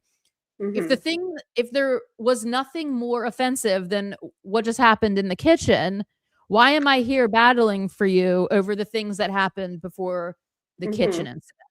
Which Right. should be, again, if you're not tone deaf and lying, the most offensive thing that happened to you. If this person has sexually H'd you, Hmm. uh, that should be the glaring number one thing. It doesn't matter what he says about pop culture, correct? I mean, no one would give Who a shit. cares? Who cares? Who cares? This guy is an offender. You know what I mean? When his pop culture quip becomes the most offensive thing, then it's like, then you couldn't possibly be harassed, right? Hmm. In a way that's destroying your life legally. Right. And then the thing is that it's like no matter what, even if he did, I say whatever, like it just bothers me so much that like the narrative, and I saw it even today on social media, is that like, oh, Taylor was bullying Justin, da, da, da, and it's like, in what world was she bullying him? Like, it's people want She was or talking shit expect about her. him because she Sure, with thought her that he friend, was a harasser. that's not bullying if the person No, doesn't have any knowledge of it. That's not correct. bullying. Exactly. Right. And it's like, I am so tired of people having these expectations of Taylor to be perfect, to be Right. this like No. otherworldly creature, to Right. never be messy, to never, Right. um, I don't know, reference pop culture that she is steeped, that she is part of pop culture, to never talk about sex, to never talk about, to never use a swear word, to like what, Well, in and what to never world, and to to not be yeah. human, basically to not be Right. human is the And to expectation of Taylor, and it's and to stupid, and not it have alliances with her friends. You know what I mean? right, but Like it's like and here's the thing. they're upset that she She can be called duped. him And a she was. little bitch. Like, why is that upsetting to you? Is it because she didn't, because she said bitch? Like, this I is think really where the hill that people are willing to die on for how they're I think it's going to. because of the bitch word in the Kanye song, the equivalence of I that. don't fucking care. Well, also one is a private message and one is Yeah. not a like if she okay, here's the difference. Let me just put this in plain writing. If Taylor Swift came out with a song that said, Justin Baldoni, you're a little bitch and get your little violin out, bitch ass forever, you know what I mean? But Different the word because bitch has not been weaponized against men. It's been weaponized against women. So it's different in that but like it's as also like well. one's a private Yeah, absolutely. There's so many medium and one levels. was a worldwide song that was Right. like It's nuance. People don't yeah, want to take nuance in yeah, anymore. Like it's but yeah, yeah, like just absolutely. It's private.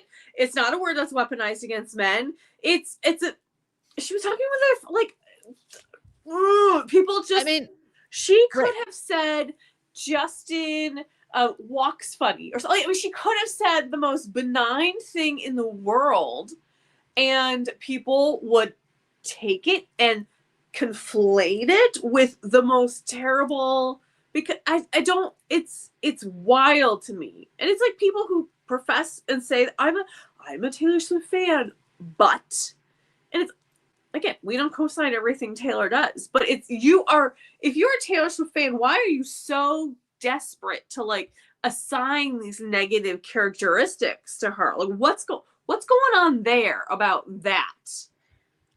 Right. Absolutely. What is going on there with that? I mean, it's, you know, and again, here we are talking about giant complex societal like things in the context of Taylor Swift's life, which is so crazy. Which is like literally so crazy. She has to be all of the things for everyone at all times, and when she's not, it's like she's failed in some way. But it's like her job to fix the world, don't you know? Yeah, but also like it's also her job to live in the world, and when you live in the world, you encounter people who you think are your friends that turn out to be like psychotic. And I feel like this is what has happened here. Like she never trusts a narcissist, but they love her. Exactly. Like Blake's quest was a different quest than what Taylor was on. Blake's quest was something like, I need to fix how I completely trashed my own movie. You know what I mean? And like, I can't be the fall guy for my own behavior. So instead of me saying, sorry guys, I shouldn't have said this is a kid's movie, put your florals on and we're going to have a fun time, bring the infants and the toddlers with you. I can't do that. I'll have to say that I've been muzzled and I've been muted and I've been unable and not allowed to talk because this man has complete and utter control over me in the entire set. And that is what she went with. And so that story starts from there, because when you go back through all the documentation, there is nothing mentioning it. It's like, in all of these complaints of Ryan Reynolds, wouldn't the first thing be, this man SH'd my wife, period, full stop, called the cops, call everyone, 911, all the stuff. But it's not what happened, right? It's not what happened. It's like, well, yeah, like I can't let Blake go down for this stupid press tour she did where everyone on their own called her out for being tone deaf yet again. So we're going to wing in Taylor Swift, who is the target of all, you know, all of it. You name it, she's a target of it. Forever. Everything. Like we'll just lure her into this. Taylor, come over. Justin's here. Can you read my script and tell me mine's better? This guy's been SHing me and ruining my life. Of course your friend is going to be defensive. Like, yeah, I'll tell him this. You know what I mean? And then we forget at the exact, around the same time, it seems to us that not only was this happening with Blake, but the bad apples were also turning against her. We're also talking about her. Absolutely. Thank God she has Travis, because I feel like if she did not have, she would have felt like the whole world was turning against her again. Well, yeah, because at the same time we have, she's been through 2 breakups. Then the breakup that she went through with Joe wasn't big enough. She wasn't sad enough. Then she's dating Maddie, and how dare she sign a petition to have her relationship canceled out of the world by our own desires. Let's not even look at the depth of this situation at all. Let's just straight up say she is a closeted, sexist, bigot, racist because of shit that Maddie Healy said, and that they were dating, and we must cancel this immediately. Then she starts dating Travis, and it was it's a PR relationship. It's a PR relationship. This can't possibly be real, because she needs some man that could, be that she needs to pay somebody basically to be her boyfriend to pull her out of these 2 disastrous things, blah, blah, blah. Then we have the Gaylors chiming in with their whole crazy shit. Then we have the president of the United States of America tweeting, Xing, whatever the hell you want to call it, how much he hates this woman, hates Taylor Swift. Then and Elon at the same time saying that somehow he was going to impregnate father all of her children. Then we have the AI things with Taylor. Then we have how dare she have the best tour in the world. And then now she's having the best tour in the world, but why isn't she giving back more? She's only giving out $240 million out of her tour. Like, that's not possibly enough. And why is she so happy? That's only 1% of her net worth or whatever. And then she comes out with Life of a Showgirl. How dare she not show us her being sad? Like when she just wrote Tortured Poets Department, which is like nothing but her being the most vulnerable and most sad and then of course that was too wordy and she's trying too hard and she's fitting too many big words into it. I need to get my fucking thesaurus to figure out what Taylor Swift is saying. And then Life of Showgirl comes out and it's too stupid. It's Cat in the Hat. And like, obviously Travis is making her dumb. And now she doesn't even know the girl words. And now she's rhyming, cat with hat and blah, blah, blah. And no one gives a shit. And now, of course, she's involved in orchestrating the downfall of, I mean, you name it, whatever's going on. Plus, whatever, she's not speaking out on anything that we need her to speak out on about. Plus, her best friend has duped her into this absolutely bullshit situation where now she is the power player of this brutal takedown of a man, when really the facts are that Blake Lively did all of that herself and just add that in. And then now, of course, now Travis is going to marry her because of it, as everyone knows, right? Like now Travis is calling off the wedding because of the Blake Lively situation. Bullshit. Okay. Right. Let this happen. Oh, and now the documentary.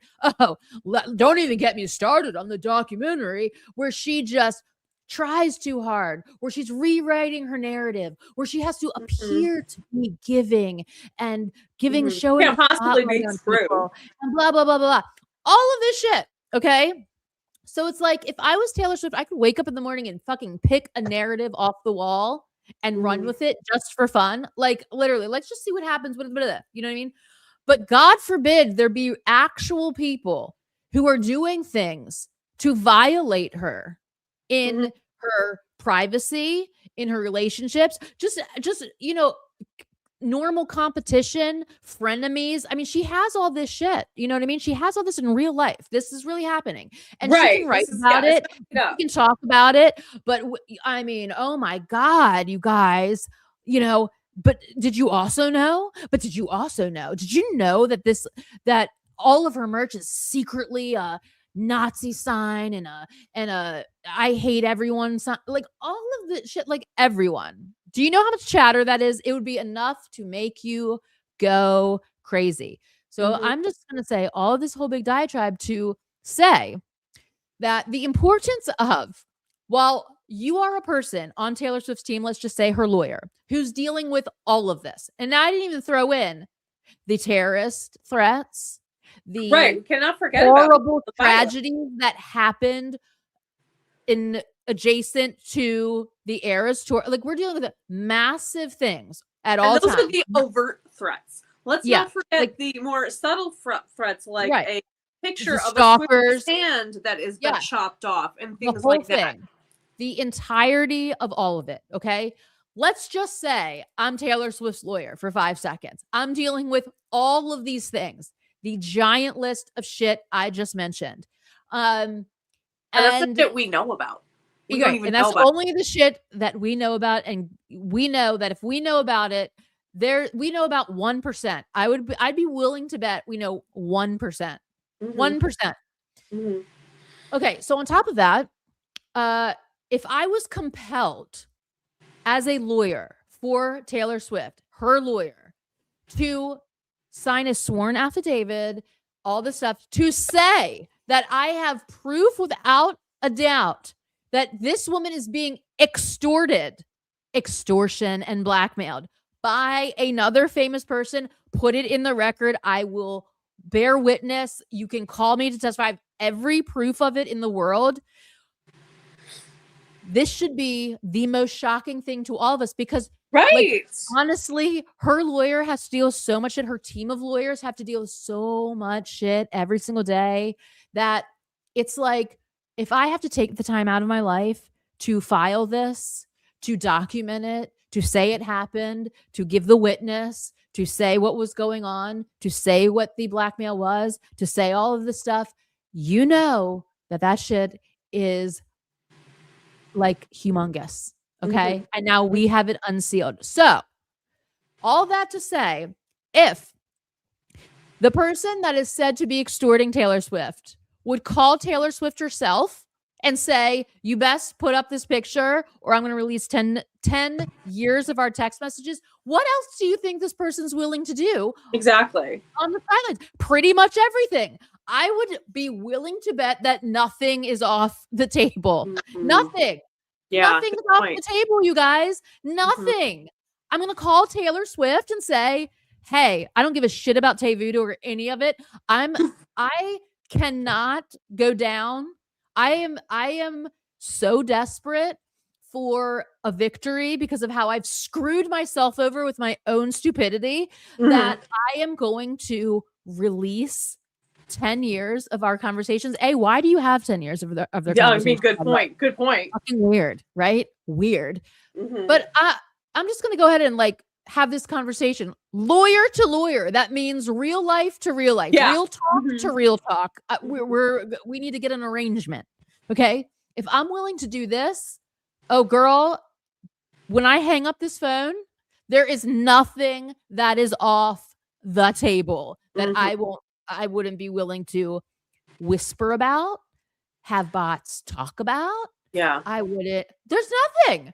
I wouldn't be surprised if all of the bad publicity, they're having second thoughts about the wedding and all the shit that is coming from one camp and one camp alone. And it's the losing camp who's about to get their ass like shown to all of America May 18th.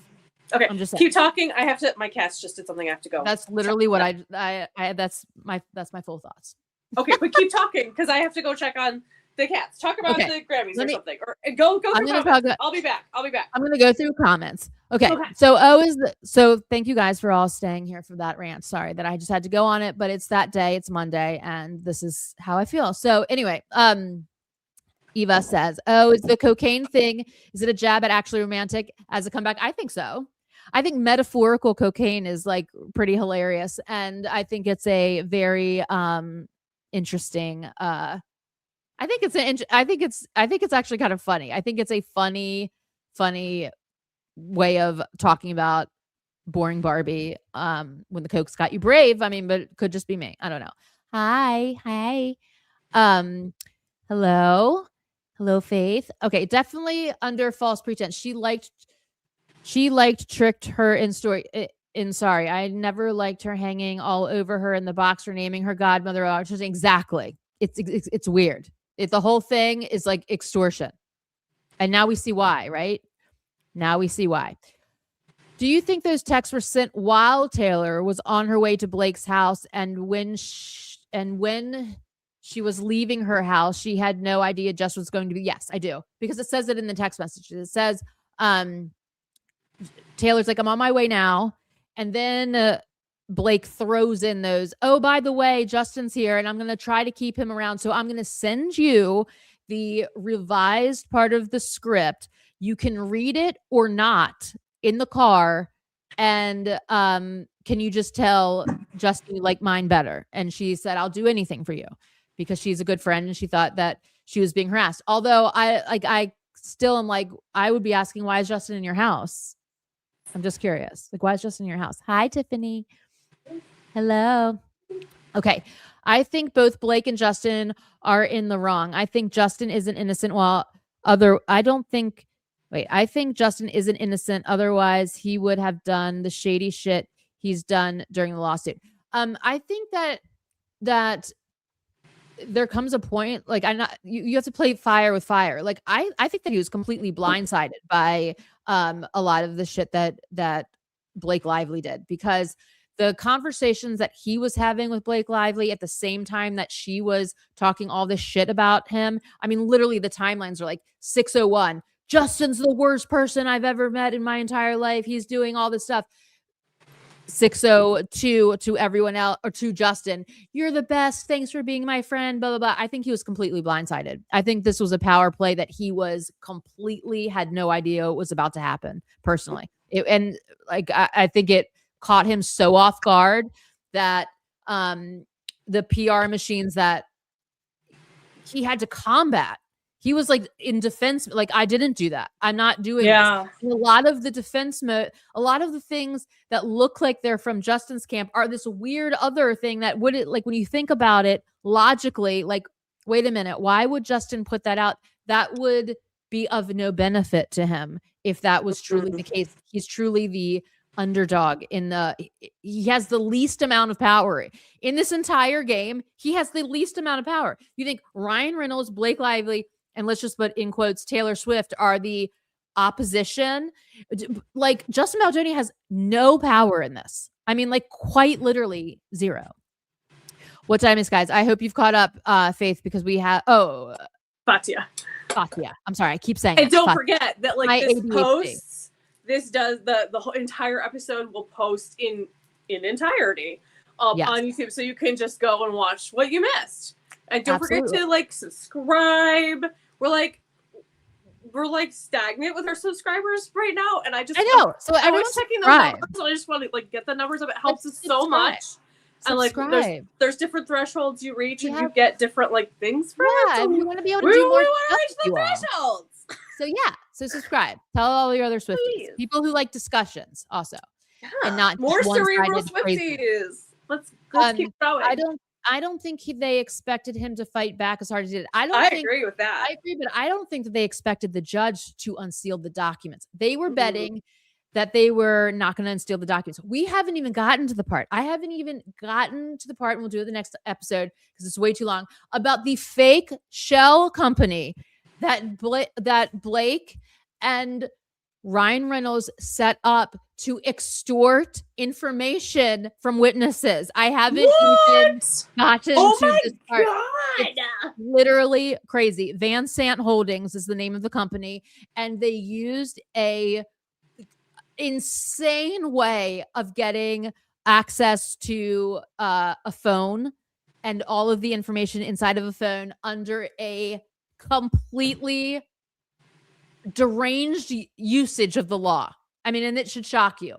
This kind of shit should shock you as an everyday, like, just as a citizen. Like, people, like, these loopholes, what they're basically saying is, if you have an LLC, you can, using a very bizarre way of, like, the law, you can subpoena people's personal phones, which they did in this case. They did do this separate case. It's the Van Sant Holdings problem with this case. They got the phone of a former agent of Justin Baldoni, got information from their personal text messages to help Blake in her case, but it ends up actually not helping because it's like, you can't create something that's not happening. That's the problem. Right. You can't bend something to your will when it's just like, you guys are the only ones doing this. Okay. Okay. She was also trying to trick Ben and Matt. Absolutely. Without question. Totally. Totally. Or at least get them on her side, basically. Just trying to get numbers on her side. Put them in that letter. Some Maddie coded songs, the wedding. That's what we talked about. Yeah. That's what she missed. That's what Fatu missed at the beginning. I think Taylor's song, The Fate of Ophelia, fell to number 5 on Billboard 100 with Harry Styles' new song at number 1. But it's okay, though.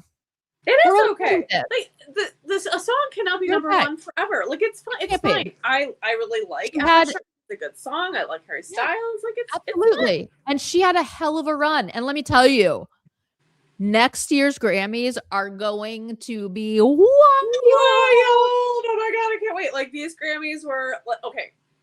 I didn't really watch the Grammys because I don't have CBS. Because Kendrick Lamar. Right, but I've seen that, like, a lot of the performances. So many performances. So many. Sabrina, adorable. Woo! Sabrina, adorable. No one does camp better than Sabrina Carpenter. I will just say this. God, it was so perfected the camp aesthetic to the highest level that I've ever seen. Okay, but what do we think about the departure board behind her? Like, because there's rumblings that she's going to do a Man's Best Friend tour. Could those be this? I mean, it wouldn't be that many cities because I think it was only like maybe not even 20 maybe that were listed because they kept changing. Because it was like Sabrina SCA, Sabrina Carpenter Airlines, and then MCA, like Manchild Airlines. That took me a second. Like, what's the MCA? But I got it. But I mean, they're all major. It was like London. It was Chicago. It was like, so it could. She's so adorable. It could be cities for the tour, or could just be, you know, part of the set. I don't know. Yeah. What do we think, Chet? I know. I think it is a tour. I think it's a tour. I think so too. I think she's been hinting towards a tour for a while. I would love this. I really want to go. I love her. I think she's adorable. Yeah. I love her whole shtick. She does it so perfectly. She just does it perfect. Like, she does her thing perfectly. You know who blew my mind? Lola Young. Oh my God. Holy God. I mean, I already really like the song Messy, and like I've been meaning to check out the whole album, or I guess she has 2 albums. But that performance, girl, that was incredible. Astounding. It was astounding. It blew my mind. Yeah, and then incredible. I was like, when I was getting ready to do this, I'm like, all right, let's put her on. And I was dancing. I love it. Jamming. I love it. I think I'm a fan. I'm a Lola Young fan. I'm definitely a fan. I'm a fan. And she's going to be at next year's Grammys, and I'll be like hell yang the whole way. Well earned. You know whose attitude I didn't like? Congrats. Yes. You know, there's 2 people whose attitude I just never appreciate. Well, not never, but did anyone feel like Chappell Roan's attitude was shitty? Let's just review the facts here, okay? She is an amazing artist. I'm not taking anything away from her amazing art. I'm a huge fan of her music. But like, this canceling her shows last minute because she feels like she has something else better to do, like her weird shit with like getting her picture taken, all the stuff that's like a little bit like, you know what I mean? Like the not signing autographs, like, okay, but like these are like the things you sort of like have to do in this world. You can't just start like, something better came up, I'm not doing your show, and I know it's like 10 minutes till we're supposed to go on, and you guys flown here, bought your tickets, all this. Bad look. But like, her unenthused behavior last night, maybe it was just me, but I'm like, she looks like she would rather be anywhere than giving this Best New Artist award out. Like, she was like, and I won it last year, and who cares? Like it was like this. It was this obvious shit attitude. And I was like, why? This is like, whoever you're giving this award to, it's like the best moment of their life. Mm-hmm. You were here last year. You won this last year, and we watched. It was the best moment of your life. You were crying. You were emotional. Yeah. Like, you have worked so hard. Why are you coming out here? Like, and they didn't like. Listen, I know she does have mental health struggles, and like, same. I do too, and I understand. You got it. I appreciate the fact that she's trying to set boundaries. I appreciate the fact that she's trying to look out for her mental health. That's all respectable. Great. You agreed to be at this. Can you just crack a smile for the person that won? Yeah. Just smile once. There are some moments.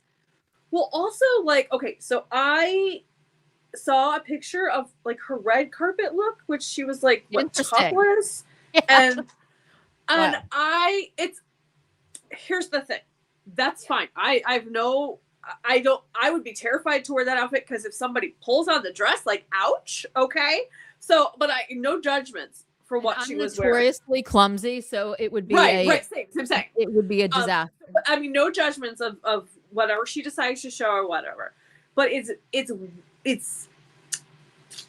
hard to have that, and then for her then to be up on stage and give off a feeling of I'm feeling insecure, or I guess it's harder to say, well, maybe she was having anxiety, or maybe she was feeling. She looks like she couldn't care less. It's hard to mesh that with somebody who could walk around on a red carpet essentially topless. Like, yeah, if you have social anxiety, if you have don't give a shit. Anxiety, how do you walk around topless in front of cameras?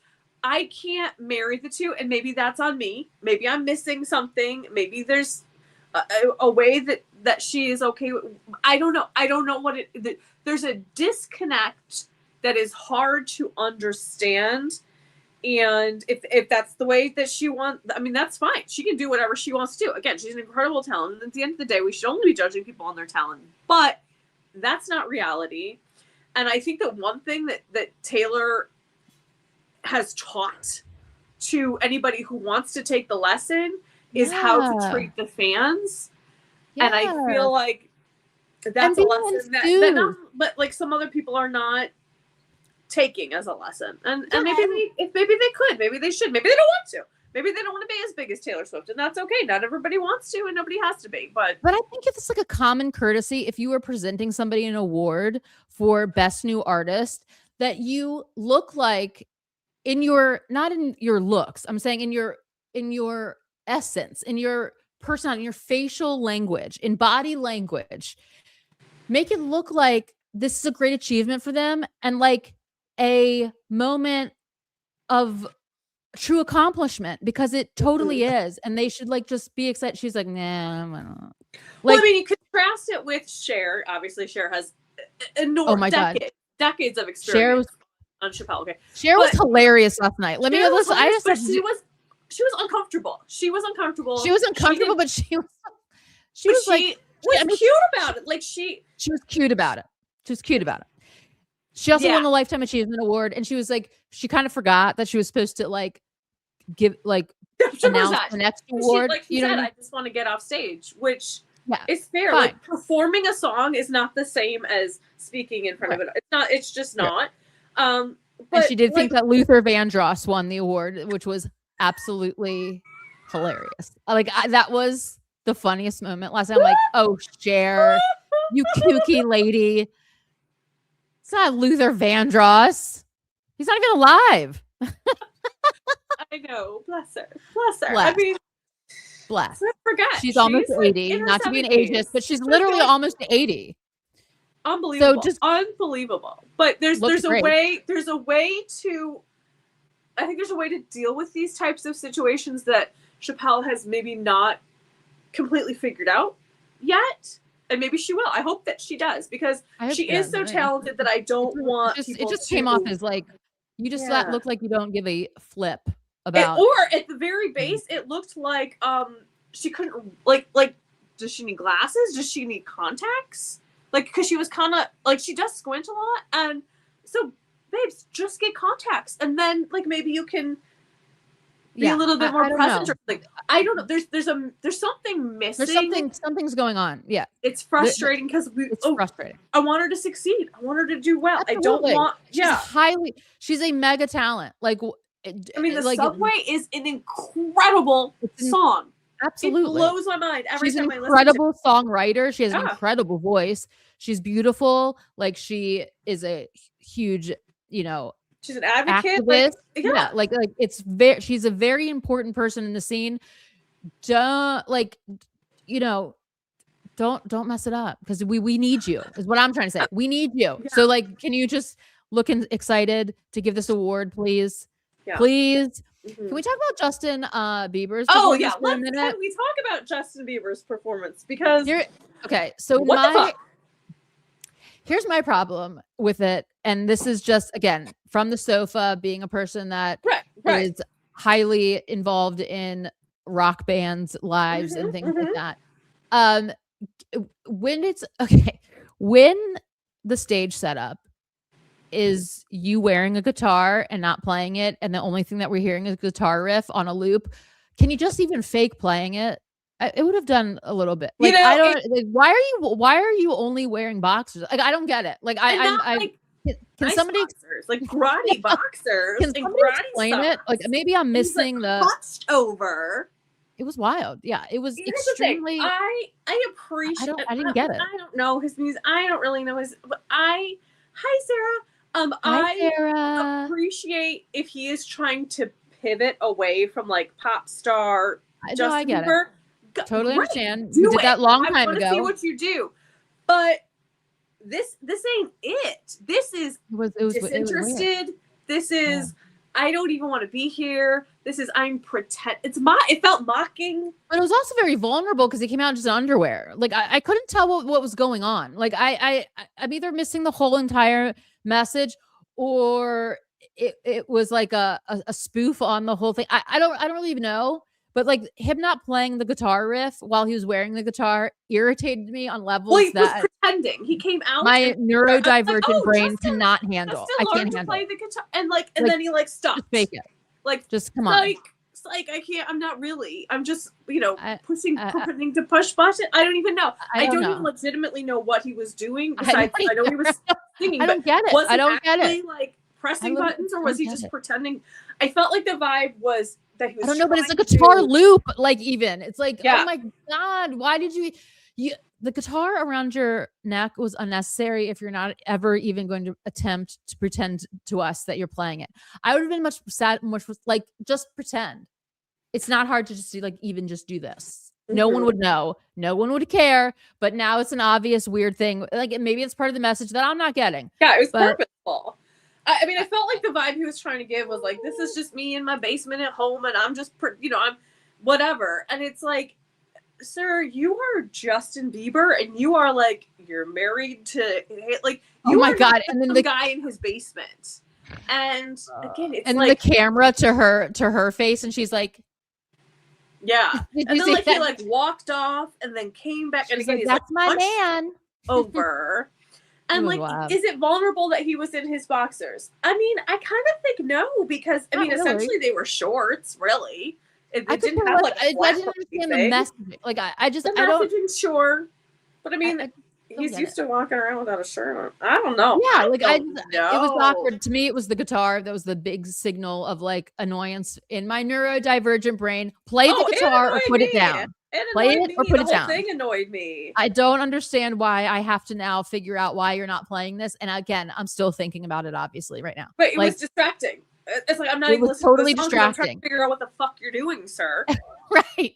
And it's on this like very short loop of a guitar riff that I can't like. It's just pretend for me right now. Pretend that you're playing it, so it all comes together.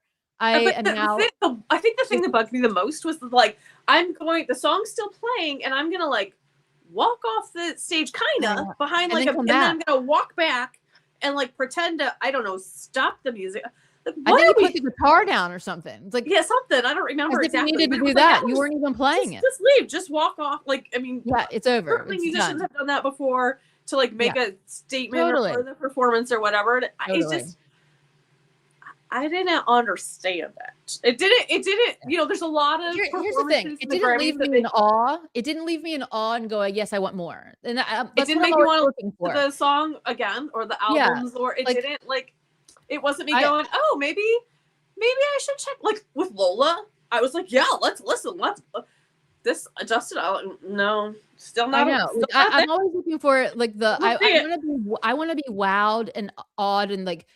I want to think about the performance even in like a way that makes sense, like that my brain can navigate like the diverse messaging and all this. With Justin's, I just was like, like nothing's happening, and I don't get it, and I feel like it's just irritating, and I don't like. Well, and let's talk about an astounding contrast: Lady Gaga's performance. Oh my god, which mind blowing, and she barely moved. And I don't know why that is. I know she's got some sort of I don't know what she's dealing with something, some sort of chronic issue. So I don't know if that's why, or that was just the way she wanted to present the song. She's such a good performer because it's like it doesn't even matter if you get it; you just immediately know that it's amazing. Like and that's what art, like good art. You're like, I don't even get the message, but I know there's one in there, and it's incredible. And hers was like. It was so like I love the creepiness, the weirdness. I love that it was a rock version of Abracadabra. Yes. I love that Hell song yes. so Like, much. it's so good. I loved when she so dynamic.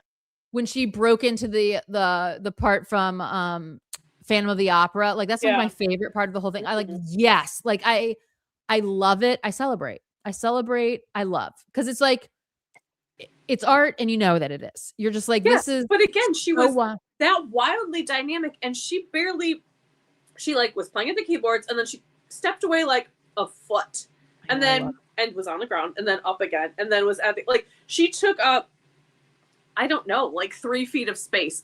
Maybe. But she took up the whole place. She took up the whole place. Exactly. She took up the whole place. Maybe 3 feet of space, but was like, eh. There was a lot of empty space in the Justin Bieber performance. There was no space left of the Lady Gaga performance. She took up all the space. She's still taking up a ton of space in my mind to as we speak. Like, she's such a good performer.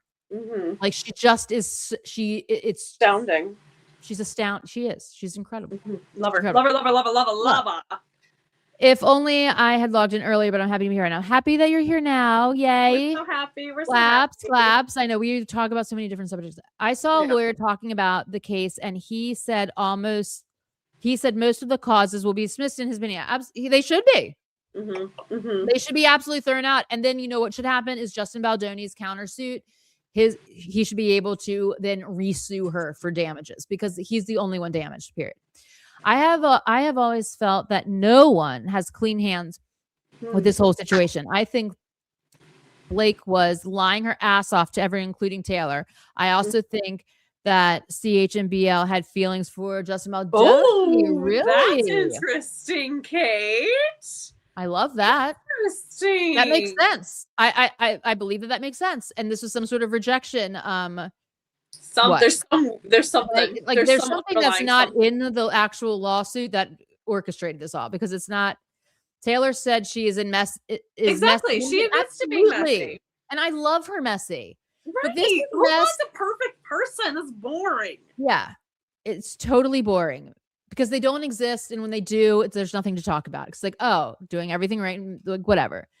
But like, this was mess. She didn't orchestrate herself. I like Taylor's mess when she orchestrates it herself. Like, she's the cause of her own mess. You know what I mean? Not when like she's brought into somebody else's mess and is led under false pretenses to join the mess. And then, do you know what I mean? Like, I like when it's organic mess. That's what organic mess from Taylor. Self-imposed mess. Self-imposed organic mess. Not somebody mess. taking advantage of her mess. Right. Because then it ends up in all this weirdness.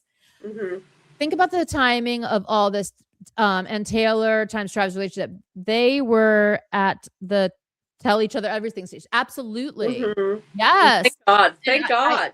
And I think this is why Travis unfollowed Ryan Reynolds, because it was like so weird. Like, why is he unfollowing this person that's like really close to Taylor? It's because she told him what happened, and he said, girl, let me tell you from an outside looking in what's happening to you right now. Your friend is sabotaging you. And she was like, oh my God, you're right. And that's what I think. Thank you all thank you all so very much for being my new safe space. Oh, you're so welcome, Kate. Oh, love. Thank you for being here. We appreciate you for being here. For your sure. Contributions. Yay. Hello. Oh, Larry. Oh, yes. Welcome to the truther side of the internet, because Holly and I firmly believe the only song that is 100% about Joe is So Long London. Yeah, the end. All the other songs are about Maddie, or Maddie and Joe, or Maddie and Joe and Trap. Like, there's some other Joe in there, but it's so much Maddie. I think that there's like really no like on Torture Post Department. I don't think there's. I think that So High School is the only Travis song, and I even have like wonderings if that, like, I don't know. I'm deep into the Maddie lore of it all. The timeline of it. We love talking about Maddie, and I do, because it was an important person in her life, and absolutely, and it's fascinating. It's in the music, and so we go off of the lyrics, the signals, the signs, and our next live stream. Although you guys need to tell us, do you want it to be a live stream or a recorded episode? where we break down the insanity of the Maddie and Taylor relationship. I have like uncovered some things that I have like quite literally never heard anyone talk about, and I'm so excited about it because it's quite literally insane. It's insane. Not insane. It's interesting. It's endlessly interesting. A TV movie franchise seems like a morbid and insensitive. Yeah. There's like a ton of yeah, but like okay, look at Wuthering Heights, for example. Highly like there's a lot of books and things that are storylines that there's violence in them, and they still make, you know, good movies. They tell lessons, and like unfortunately violence is part of the human condition, human experience. And you know, like it's not that the I mean, look at Game of Thrones, for example. Like Game of Thrones, huge. Yeah, lots of. I never watched it, but I mean, I've heard all this shit. Sure, you know, sure. what I mean? Lots of violence, lots of all of the shit. You know, but if you look at Game of Thrones is really a retelling of the story of the Wars of the Roses. Yes, and the Wars of the Roses was then made into Shakespeare's historical plays. So it's just weird how like how real life stories become art, become whatever. Like people, there's really very few stories where everything goes right all the time and people are interested. You know what I mean? Like, you know, like you have to. I mean, there's always got to be. There has to be conflict. There has to be villains. There has to. Yeah. There has to be conflict and character arcs and plot lines. Yeah, absolutely. I think the church is cultish, but religion isn't inherently cultish. I think the church is cultish, but religion isn't inherently cultish.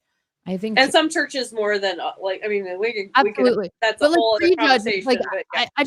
I think that in this specific case, it was used as a form of othering that really pisses me off on levels that I have explained earlier. So. You don't need to attend church to be religious. Absolutely. 100% correct. 100% absolutely correct. It seems like the bots came from, we already, yes. Thank you for researching that. Yes, Darren. Thank you. Yay. Thank you for that. Okay. Yay. Hearts back. I'm sure the 1989 Volt tracks from Taylor's version are absolutely, because, you know, he was supposed to be apparently working on they were together during this time period where if you listen to the Volts for 1989, they sound like Midnights to me. I mean, no one can ever just tell me that they don't, but because they sound very much like Midnights. He was supposed to be working on Midnights with Taylor. In fact, recorded stuff that never made it onto the album. And I think that this time period, the 1989 timestamp, is when obviously they first collide in their life, is during the 1989 era.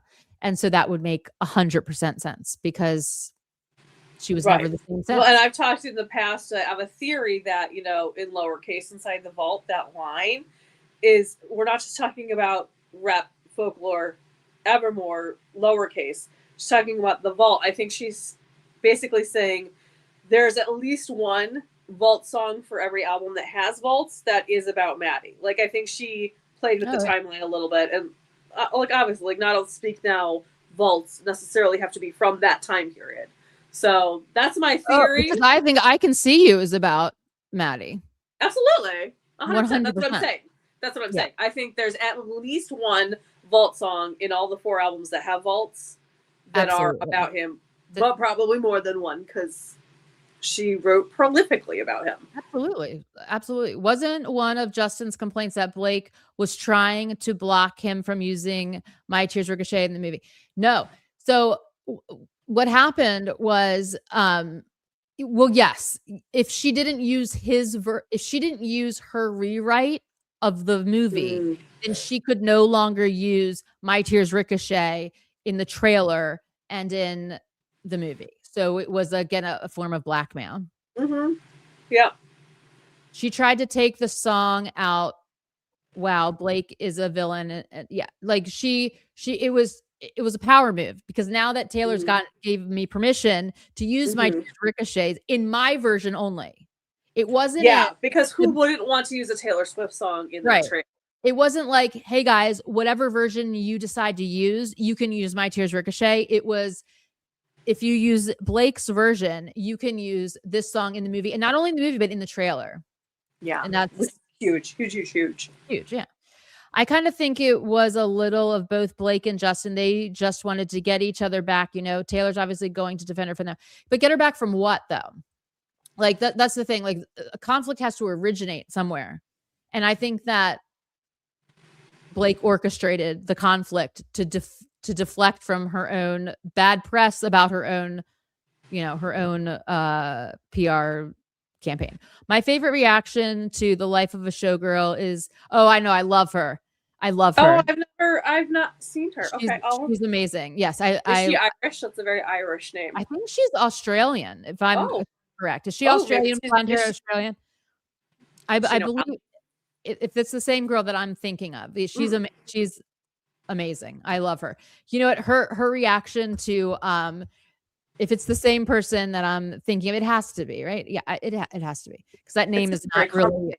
Yeah, it's not a very common name. Is the all too well 10-minute version? Oh my god, it's hilarious. It's so good. It's so good. You need to watch Chats and Reactions to Taylor Swift and The Life of the Showgirl. Yeah. Oh, Nina Shelby. I love Nina. Nina is a dear. She's a sweetheart. She's a friend of mine. I love Nina. She's been on the app. She's super great. Chats and Reacts are also hilarious. They're hilarious. Oh, she's South African. Okay, she's South African. I'm sorry. I thought she was Australian, but she's South African. Yes.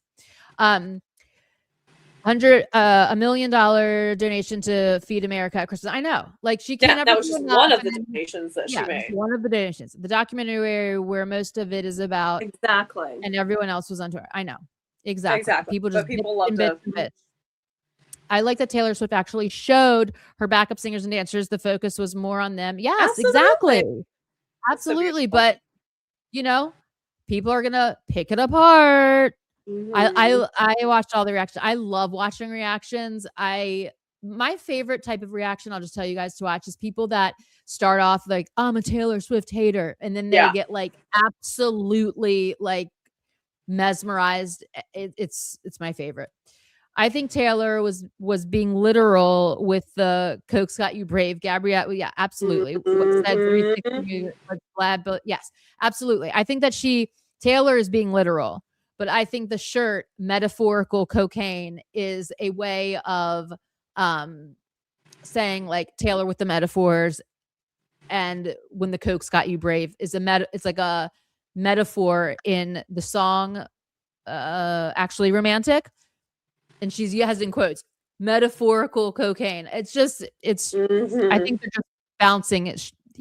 They're in a what do I even want to call it? It's like the motive, like it's a motivating factor when you have a rivalry. Like that's what I'm trying to say. Like you have this rivalry that makes you produce music. I think that's yes. And the Jennifer Abel's phone is the phone that I'm referring to with the shell company for Van Sant Holdings. Yes. It is Jennifer Abel's phone. Okay. Lola's performance was incredible. I also need to check out the rest of her stuff. I noticed Chapel and Charlie both seemed like they did not want to be there. I know. They seemed very unenthused. You know what? I've talked about this before. It's this like performative apathy. This I'm too cool for school. And I'm not saying that about Chappelle necessarily. Are you saying that apathy is hot? Yeah. I don't know that's necessarily for Chappell Rowan, but I think it is for Charlie. I think there's this I'm too cool for school. I don't want to be if something's popular, I can't like it, even if maybe I secretly like it. It's this edgelord kind of feeling. Everyone's so punk on the internet. Everyone's so punk on the internet, like Taylor called it. And it was a thing, I don't know, probably like 20 years ago it was a big deal. And then it came out of fashion basically, and I feel like it's coming back in fashion.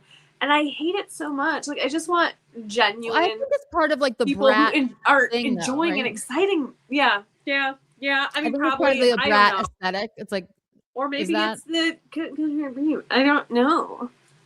I don't know. Like, but yeah, I mean, it might be, but I think who knows? I don't know. I think it's part of just like the brat aesthetic. I'm interested to what she's gonna do now after this movie, The Moment, because I need to go watch it because I feel like what she's saying is that Brat has been like commercialized to the point of where it's no longer Brat. It's like a commodity.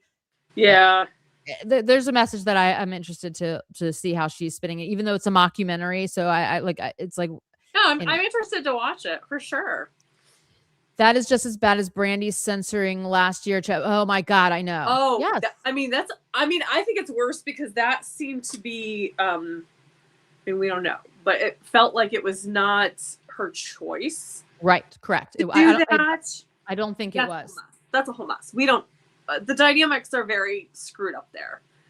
It is. And like, Ye coming back and trying to like claim that all of this was a traumatic brain injury and his mental illness and all this kind of stuff. I'm sorry. I don't think so. I don't think so. Hi, Sarah.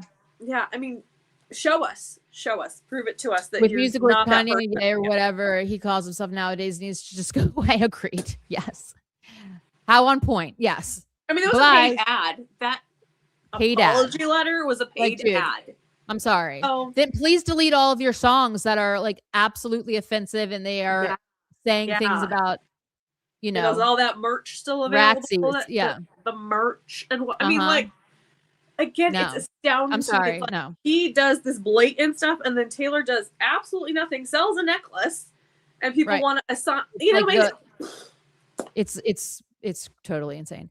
Is it true that they only gave out like 10 of the awards during the show and like 80 something? Yeah, that is true. But I actually liked the way that they did it this year because last year was a hot ass mess where they didn't even give out like the major awards on the televised broadcast, but they gave out all of like they did it very smart. They gave like the rap awards, the pop awards, and then like the big general awards and the Urbana awards. Like they got a good mix of, they picked all of the good ones. They took out like the producer. They put that like not televised, but it was really interesting because, and I liked it because you got to see people win in their respective awards before the big general awards. So like Kanye, I mean, what the hell am I about to say? Oh,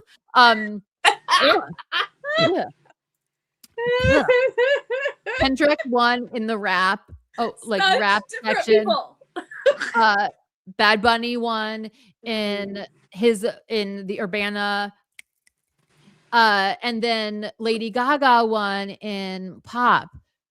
So it was really good to see them like accept their awards in their genre and then go on basically because they were also all the runners up all the contestants in the general awards. Contestants. You know what I mean. The nominees. The nominees.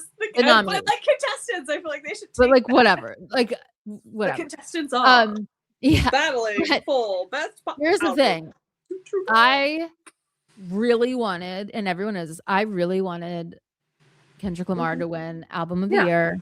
Yeah. I really did. However, I loved the fact that Bad Bunny won. It's super important for this time period. For the album itself is a production masterpiece. And it's like an extremely good album. It's very important for his culture, for us, for everyone. And the fact that it won the highest award, it is the only award. It's the first time that any album that is not solely in the English language won Album of the Year. That is absolutely incredible. Like, can we talk about the fact that Bad Bunny, Kendrick, Huntrix, I know all of these artists, diverse, incredible, representing like their culture, absolutely major record-breaking awards on CBS, which is like become Mega Central, like owned super by, amazing. It's a propaganda machine at this point. It is. But they had already agreed to do like they couldn't drop out of the Grammys. Like, you know, the Grammys is not gonna be like a conservative party, right?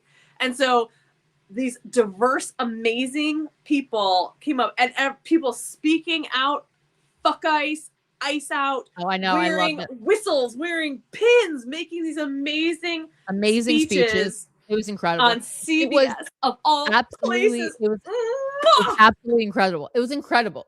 We got a Nicki Minaj diss from Trevor that was incredible. We got all kinds of shit. It was super in every way that it should be, and the diversity, and like finally, like, and Trevor Noah, who is an immigrant, hosting it, like, you couldn't make it up. I loved it, and I loved the fact that, like, as everyone knows, like, I'm a huge hip hop fan, and are you? Like, I was. Who's your favorite, Holly? Who do you like to listen to? I love Kendrick Lamar. Kendrick? I do. I love so much hip hop. Different with the beard. It is unbelievable. I literally love. He looks like two different people. I love this man so much. I was weeping. I know. I was weeping when he won this award, because you don't understand, like, to win in the general categories, like, back to back, 2 years in a row. Like, so good for the culture, like, so good for America. Like, this is what we need. Bad Bunny winning album of the year. Oh my God. And let me just tell you, I will be honest when I tell you that I did not realize how absolutely beautiful this man was until last night. He popped this smile, and I was like, oh, he's the best smile. Yeah, I love this man is beautiful. His speech was incredible. His music is very incredible. I am thrilled. The thing I was not thrilled about, and the only thing of the whole night that I was irritated by, to be honest with you, it was third, is Billie Eilish's win. Yeah, I don't get it. Something's going on there, you guys. Something's happening. It's because she cried last time. Is that what's going on? Why is this happening? Why is she getting like, this song was number 17 at the highest it got. I don't think I've ever even heard it. Whereas Golden? Something's happening. Like, so she pouts and cries, and then she gets the award next year. Like, in her off cycle. Like, this wasn't even the birds of a feather, like, cycle, correct? Am I, like, making this up? No, you are not making it up. Here's what happened. The album was eligible last year's Grammys, and then she didn't win. She was upset. She thought she deserved it. She cried. Which, I don't know. I just feel like you should not go into an award show thinking you did. Okay, well, that's their conversation. Like, I hate to sound like this bitch, but I'm going to. It was like the type of crying that you knew you weren't. It wasn't. You could tell it wasn't the type of tears that you were like happy for the person that's winning on stage. Oh no! It was the pouty face crying that you're like pissed off you didn't win. It was the kid who didn't get the present they wanted at their party. 100%. And so what she did was then she released Wildflowers. I'm assuming in the hope then she would. That's the only way she could be qualified for any Grammy Awards in this 2026 cycle. It literally pisses me off. And if Taylor Swift had done that sort of like manipulation, oh Lord have mercy, never to the end of it. Let me. They'd be on the payroll. It would be all kinds of shit going on. And Billie Eilish does this exact same stuff. Jay-Z getting up on stage demanding that his wife gets album of the year the next year, and she does. And then like come on, there's so much shit. Taylor plays none of this games, and like they will find a way. They will find a way to be like, well, Taylor what? Taylor's never done this obvious shit, okay? And like, let me tell you something. I love Beyonce, but here's the thing. There are several of her albums that without question deserved album of the year. Her self-titled album, Lemonade, Renaissance. Absolutely should have won. Cowboy Carter, you cannot convince me in any world that album deserved album of the year. It didn't. So much of her work did, though, for sure. I'm stunned that, I mean, do we know that Lady Gaga has never won in the general field? Wild. She has never won one award in the general field. Listen, so this is all huge award shows, all award shows are political in the sense that the awards are not necessarily given on merit. More likely than not, they're not given on merit. And like, especially like people, at least for the Oscars race, like there's now blind Oscar ballots sometimes that come out. Oh, there's blind ballots in the Grammys also. Oh, are there? Okay, I haven't seen those. But like people kind of explain who they voted for and why without saying who they are. And so many times it's like, well, I didn't see all the movies, but like I heard this person is good, or I'm friends with this person, or I like the way that person did X, Y, and Z. And it's like, dude, what? It's not merit based, and that sucks. I hate it so much. Suck. It does suck, but I think that Bad Bunny deserved it. I think Kendrick deserves it. I think sometimes they are merit based. Sometimes the only person that I think did not deserve it was Billie Eilish with the fucking Wildflower song. Oh, like I'm like, no. Yeah. No. No one even remembers this song. You're talking the general field song of the year. What? Here's what where? Here's something that I don't understand. Right. You talk for 1 second. Yeah. Billie Eilish has been outspoken about like the political climate and everything. Good for her. Love it. Appreciate it. Everybody who feels comfortable speaking out should. But here's what I don't understand. She's certainly not the only one speaking up. Plenty of people have. Plenty of people did at the Grammys last night. And what I don't understand is why she seems to get an enormous amount of credit for it. I don't know if it's her age. I don't know if it's because she's like a white woman. I don't know what the difference, the distinction is. And of course, we know, right? That people will always say, well, Billie says this, and why didn't Taylor say it? As if they're on the same playing field, which they're not. Do I wish Taylor would speak out about it? Yes. Yes. Do I understand there's an enormous amount of considerations that I know, but I do think she should. I'll be one of the people that say, like, I think that she should. At this point, this country is going crazy, and she should say something. I know that she probably can't. Whatever I wish she would. That's all I'm saying. I wish she would. I wish she would. I do. I wish. I know. I wish she would. I will say that honestly from my soul. I wish she would, because it is troubling. It is horrifying. It is every day is more horrifying. I did not think it could get more horrifying, and then those files came out. Yeah. And here's the other thing. Like, how come no one's really talking about the fact that Jay-Z's in those files? We've seen that, because I have. I mean, I'm not surprised. He was friends with Diddy, right? Like, America. Why are we not talking about this, America? Oh, wait, I read them. Wait, I have a new prop. I read them. Good. America. Why are we not talking about this?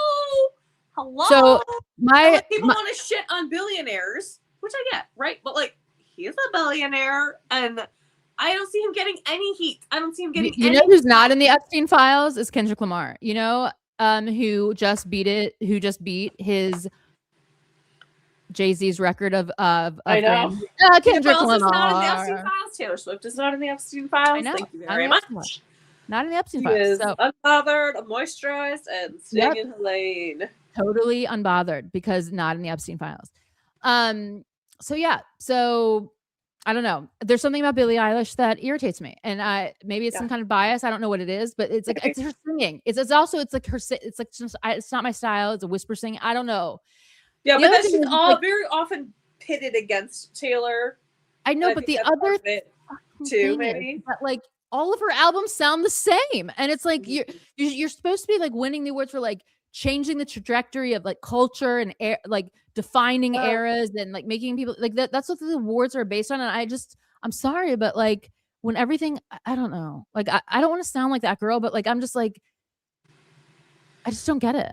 I don't get it, because and that's like okay. Different. If other people like be fans of Billie, great. Support. That's be fans of Billie. We're not saying that. We're not saying that. We're just there's some songs of hers that I love. There's some songs of Billie's that I absolutely love, but as an entirety, I'm like, and why did she get to sneak this one song in here? And why did it win in a massive award? Like It's frustrating. It's frustrating. And, like, Taylor like, did this could have done that. She could have put a Tortured Poet song out so that it would be eligible for this cycle. She could have. She didn't.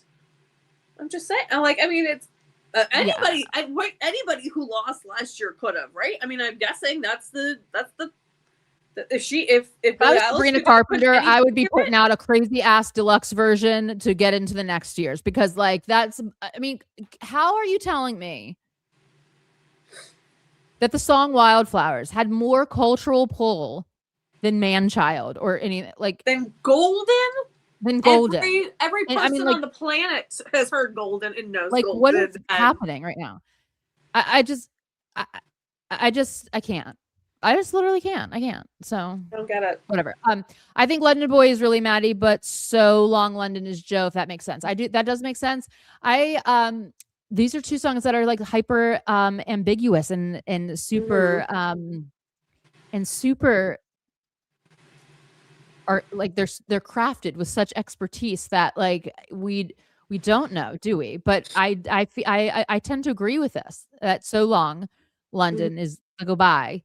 And I love a London Boy. I think there's so much Maddie over the whole album Lover that it's like right. Again, and Reputation and Evermore. And it's almost all Evermore. But we did an amazing episode called So Long London Boy, covering both songs. It was in July because we did it for the holiday, in lieu of the holiday. So if you have not watched that, go check it out. It's fun. Absolutely check it out. We do bad British accents. Oh, you want me to do the Maddie thing live? All right, I'll do it live. We'll do it live. Ooh, okay, perfect. What did you think of Bad Bunny's Expect Me? I loved it. Now my mom probably understood it better because my mom is a fluid Spanish speaker. So she probably heard it better. But yes, I loved it. I loved everything. I loved all of the awards speeches last night, to be honest with you. Anyone that was like fighting ICE and the horrible shit that's going on in this country, applauding. Shabuzi, Olivia Dean, all great, fantastic speeches. Yeah, absolutely. Fantastic speeches. Like, call it out, because this shit's nuts. This shit is nuts. She's okay, from South Africa. I like South African accents and Australian accents to me sound so similar, but yes, South African. You're correct. The hater reactions are my favorite too. Absolutely, they're the greatest, especially when they convert instantly. It usually happens on the Reputation album, and it's like it's a magical thing to watch. Charlie always looks like she doesn't want to ever be there. Agreed. I think it's part of the brat aesthetic, but maybe I'm wrong. I don't know. The country album of the year and album of the year last year. We have to show Beyonce. Does Jay-Z have influenced the Grammy? I think he did last year when he got up on that speech and said, "My wife better win album of the year next year," basically. And has anyone heard? I think he does, isn't? I know he's on. Well, I know he's on like the Super Bowl halftime committee, but is he not on some part of the Grammy board or something?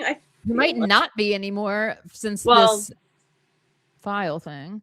But who knows? Not a lot of consequences coming down from the file. Also, has anyone heard all the rumors that Beyonce's making a rock album next? Yes, which is going to be crazy. I'm excited about that. I love her as an artist. I think she's incredible. But I don't like when like people get up and say this person should win next year. Like, that shit annoys me. And then that happens the next year. It's like, come on, up against Tortured Poets, right? I don't know. It doesn't make any sense.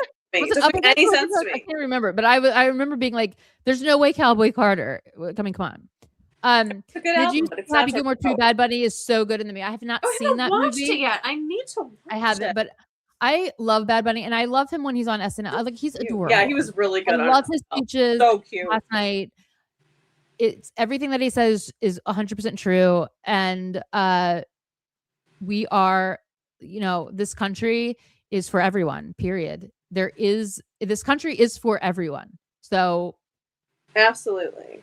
I mean, and I will say, I've never heard a bad word about Bad Bunny. I've only heard exemplary things about him, like fantastic things about what he does for Puerto Rico, and which is a part of our country. Yes, I mean, and different like stances and things that he's done.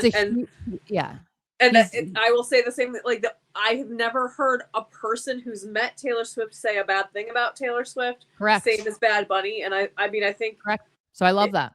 Yeah, I think this is a lot. And it's like their actions speak louder than words. Like the amount of philanthropic ventures that Bad Bunny has started, donated, and absolutely continues is truly incredible. It's truly incredible.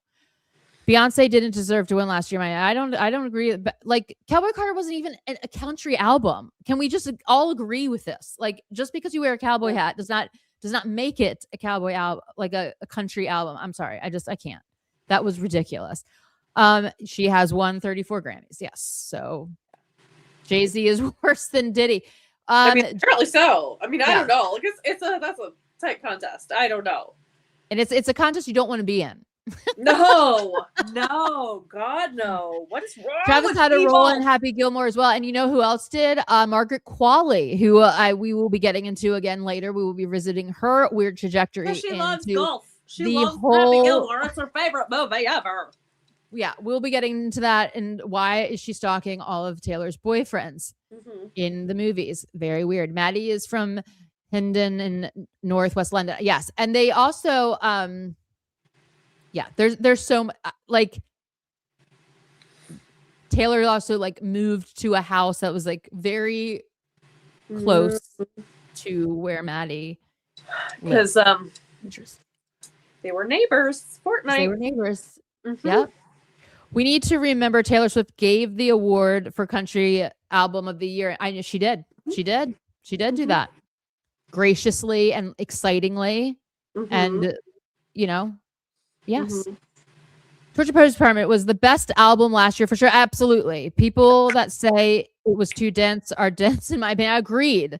Agreed. And here's the other thing. It's like it was such a vulnerable album. It was 100% different than Midnight's or any other album she has ever created sonically, musically, lyrically, messaging wise. It was a true like changing genres in a way. Like it was a very, and it defined it had such a cultural impact. So absolutely. I'm telling you right now, I will be furious. Levels of fury I have never displayed. If Life of a Showgirl does not win, I cannot imagine. Yeah. Because even so you look at like cultural impact, it doesn't mean all positive. This album has affected literally everybody in some way or another, whether positively or negatively. That means that this album is the biggest culturally impacting album because it's like it has affected everyone. It doesn't matter if it's affected them in a positive or negative way. Every record there is to break. Like, right. Come on. It's beaten everything. Everything, you all, everything. Flop album. The list of I have this slide that I made of all of the brands that changed to orange and mint. Yes. When Showgirl came out, I've like been adding to it like since like during that entire time period of the Showgirl's release. And like you do not like there's nothing more culturally impacting than every brand changing their font, their colors, everything, naming the life of a whatever the thing is. I mean, she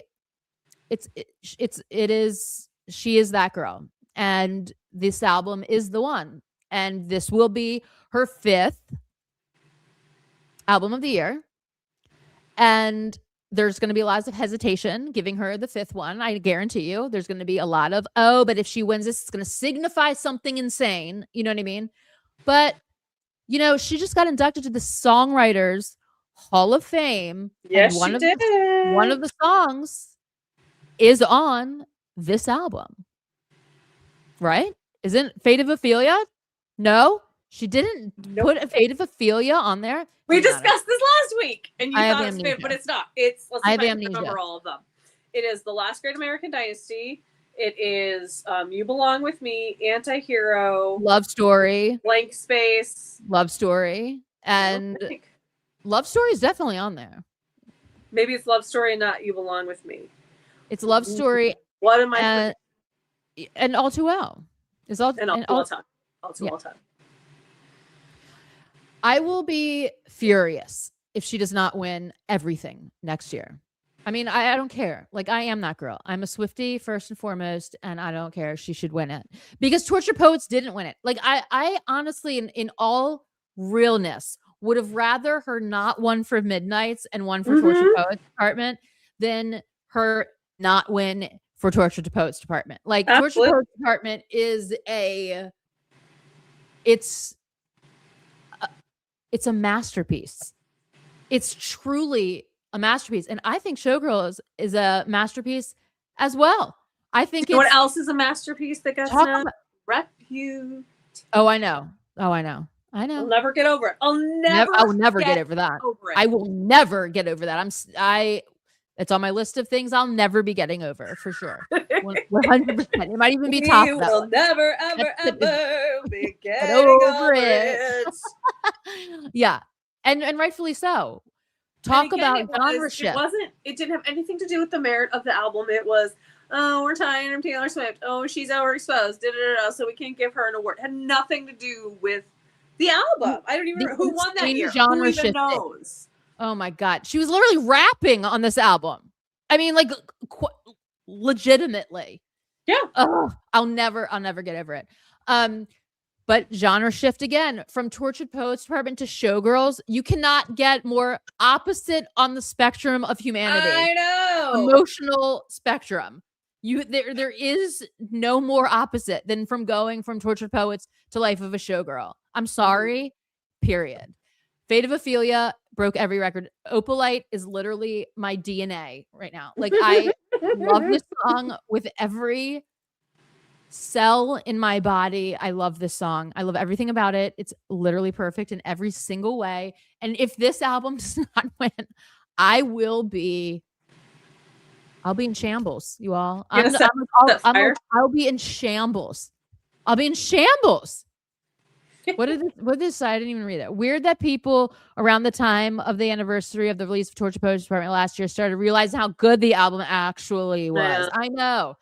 And it's like, I don't know that they even realized it. It was just like, they couldn't admit it. I mean, I think people always, because how do you not realize it? Like, how do you not listen to Chloe Sam, Sophia Marcus? How do you Fortnite? How do you Lomo? Oh my God! How do you listen, Peter? How do you listen? Down Pat. How do you not listen to My Boy Only Breaks His Favorite Toys and just like go on with the rest of your day? Like, who's afraid of little me? How? The smallest man who ever fucking lived. I know. Like, listen, the list goes on. The Black Dog. The Black Dog. I Can Do It With a Broken Heart. Ugh. The Prophecy, for God's sake. The Prophecy, you all. Bolter. I mean, we're just listening songs. The Albatross. Guilty as Sin. Thank you, Derek. Guilty as Sin. Guilty as Sin. Oh. The insanity, the awesomeness, the musical production, the messaging, the drum fill on the last verse of Guilty as. I am sorry, but fresh out the slammer with the tempo change. I know. Oh my God. The cadence, the beat switch. Yeah. Her cadence, her flow patterns. Here's the thing. And I get reminded of this from my own memory every day when I decided that this needed to happen. And I'm tortured. I'm a tortured poet because of this one thought I had. Uh-oh. And my one thought is, what if Taylor Swift made an album with Eminem? Do you know how bad I need this? You know the amount of words that would happen on this album? Do you know the amount of cadence switches that would occur? The breakdown of words that we didn't even know could be arranged? This would be fire. Mind blowing. I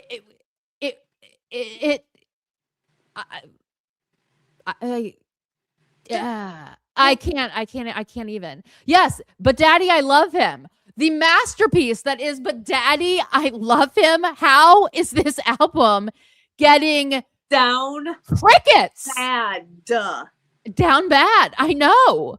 Have we already talked about LOML? The most I did say heartbreaking song that has ever been constructed. Ever written. I can't. It's like it's 31 songs. Well, minus Robin. I don't think Robin Right? necessarily needs to be on there. Like I will say, Robin didn't need to make an appearance, but like No. every I other song, love that. Cassandra, for God's sake. Oh, I'm gonna get you back. The double entendre in the name alone. Yes. Everyone, what was going on? This is just straight up bias, because you cannot tell me that this wasn't poetry. It wasn't perfection. Who cares if it's long? What else do you have to do? If you're going to listen to 31 songs, because you are anyway, just listen to these. It's the Tortured Poets Department, the song in itself. Perfection. I love it so much. I will never get over this album. It will always be competing with my number one album. Like I've now realized that like my chart for Taylor Swift can't even go like 1, 2, 3. It has to go like number one level, number two level, number three level. Like, it doesn't even, there's not even you making us make our Swift list on Sparks Fly. I know, and I'm choose evil. Like, what's your favorite list? What's your diabolical? It's diabolical. I said it in there. It's fucking. It's diabolical. But it's like we all have to agree that like at least at this point, like I have like Roman Empire level. You know what I mean? Like the greatest. Then the next tier. Then the next tier. Like there's not 12 tiers in my head. Like there can be no 12. Like, no, impossible. It's like it's an assortment of outstanding to excellent. Yeah, it's like once in 20 lifetimes tier, golden tattoo tier. Yeah, it's like they're all in the A+ category. Like maybe it's all the A category. Like maybe one's an A+, one's A-. But like the Tortured Poets part, and oh my God, and the visuals. This album. We did not get enough visuals. We did not. I just needed more music videos. Taylor Swift. But I kind of like it that the absence sort of makes it more profound in a way, because because you know why? The lyric videos are so good. The lyric videos are exquisite works of art. They're the Smallest Man Who Ever Lived music video gives me chills just thinking about it. Like I'm literally sitting in an office that's 40 degrees and I just got chills thinking about the lyric video of The Smallest Man Who Ever Lived. Also, the Tortured Poets set from the Eras tour. Oh my God. The highest echelon. There's no words for it. It is there's quite literally no words for it. Thing ever. It is the best thing ever. It was a honor of my life to see that live. I will never forget it. I will say though, it is equal to the I Did Something Bad Reputation. Yeah. But that dress, everything. No, actually, I might even have to take it back, because like I felt like I was levitating outside of my body, like out of body experience when for the Tortured Poets. Levitating down the street. I was hovering over the stadium in complete and total ecstasy watching the Tortured Poets Department set. It was exquisite. I was crying, I was laughing, I was sobbing, I was singing, had no voice because of the gold bodysuit reveal at my show, where I lost the ability to talk for the next day. The scream that's still hovering over Miami, my scream. It's just lingering there. Oh my God. I found it wild watching reactions to the Albatross and my don't realize that it was her detractors. Talking at the beginning, and I didn't realize her people talking. didn't get that. I know, and I think that's about Maddie. Like, don't you? It's like all of her. Like, it's a weird interpolation of like, in almost opposites. Like they're gonna tell you that I'm like this horrible thing, that I'm this like big giant creature that's like gonna do all this, but I'm actually gonna be the one that rescues you out of your life. You know what I mean? And then her own people, her own Swifties, write this petition, and they are the crazy people in the song The Albatross and prevent her from being with her end result. Like, I can't believe it.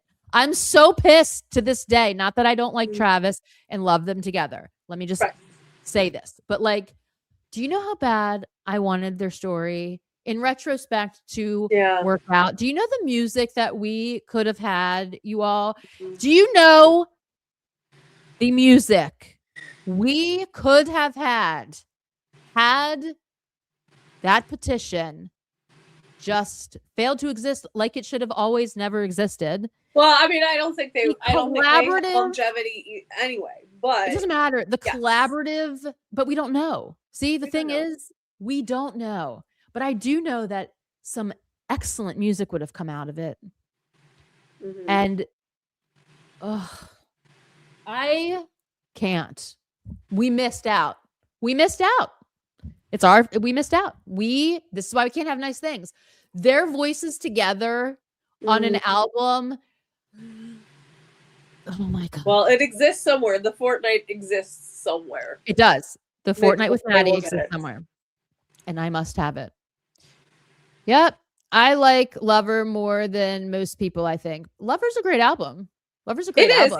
It's midnight. The rollout was insane. For me, where like there's songs that I love and I can't live without, and then there's some songs where I'm just like, But if you listen to Lover, I can't live without. I can't live without. Oh, absolutely. But when you look at Lover sort of through the guise of like this other thing, like how a lot, like I think Death by a Thousand Cuts is totally about Maddie.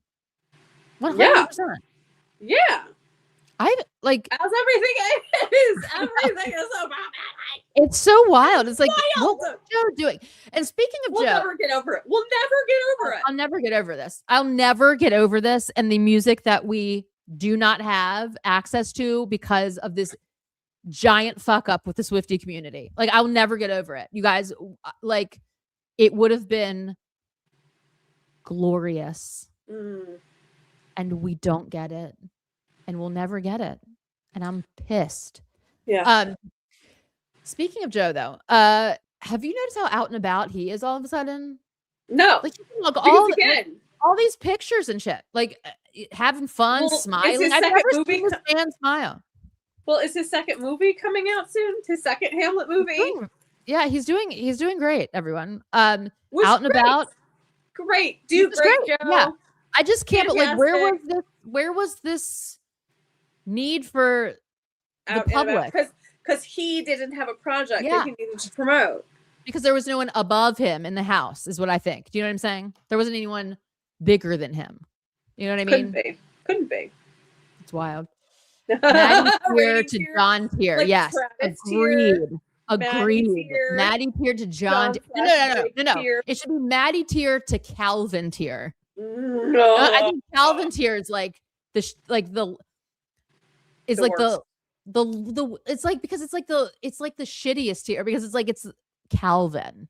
You know what I mean? Like, who cares? It's the I forgot you existed tier. It's the song that you don't. Oh, I forgot. Yeah. But yeah, the Maddie tier, like the Maddie John Jake tiers, exceptional tiers. Those are exceptional tiers of music right there. The Joe tiers are also good, but I also think that they're covertly about Maddie. The top, but I think what Darren is saying, like, not who the songs are about. No, just the level of writing, right? That's how I'm. Well, the level of how much we love the song. Yeah, that's the level of writing. I feel like I don't know, like. Right, but Maddie, like the Maddie tier would be a lower tier because we don't love Maddie. And like we don't love John and we don't love Jake. So those would be I love the music that came from them. So we the Maddie tiers are the those highest. Would be in the Travis tiers. Because we love and Travis is the best boyfriend. No, because Travis only gave us one song. I am in my head. Okay. In my head, I'm viewing it differently. I'm viewing it as like the songs where the muses gave us the most. Not that we love the person, we love the music that came from them. So like I love so many of the Maddie songs the most. No, I love the rage-filled songs of the Jake era like no other. I love Dear John, I think is one of the most scorched earth like songs ever created. I am obsessed. Agree. But the Calvin songs I could care less about. We were, at least I was talking about like names for tiers. Like, you know, when people do a tier ranking and they come up with a name for a tier. Yeah. So that's what I was thinking in terms of like if I was doing a tier ranking, my top tier would be like Travis. Well, what song would go in that? The songs that I love the most. Oh, because you like I'm saying Travis is the best partner. And then like the shittiest partner would be the songs that I don't like. Do you see what I'm saying? It's confusing though, because it's confusing. Like it's confusing because the songs that you probably like the most are about the shittiest people. Right. So that's why I was like, I'm just gonna name like the top for the Maddie tier because like not that he's the shittiest person. But I like the energy behind it. Yeah, like that's what I'm saying. Another way to call out the shitty boyfriends. Right. Like I would just say like as I view everything, like what music did we get from this person? And that's how much I love this person. Like I'm like Maddie gave us exquisite work. Jake gave us exquisite work. John gave us exquisite work. Harry Styles gave us exquisite work. Calvin gave us nothing. Calvin didn't give us anything to really love. I mean, I do love. I mean, I actually there would be a Kimye level in this. I feel like would be in there. That's true. Some good work in there, absolutely, without question. But like the Calvin song, what I forgot that you existed and High Infidelity, great song. Tolerate It. I know you don't believe me, but Tolerate It. Yeah, I don't. And then like little parts of other songs. And I mean, could we throw in there? I mean, I think he's a part of Look What You Made Me Do.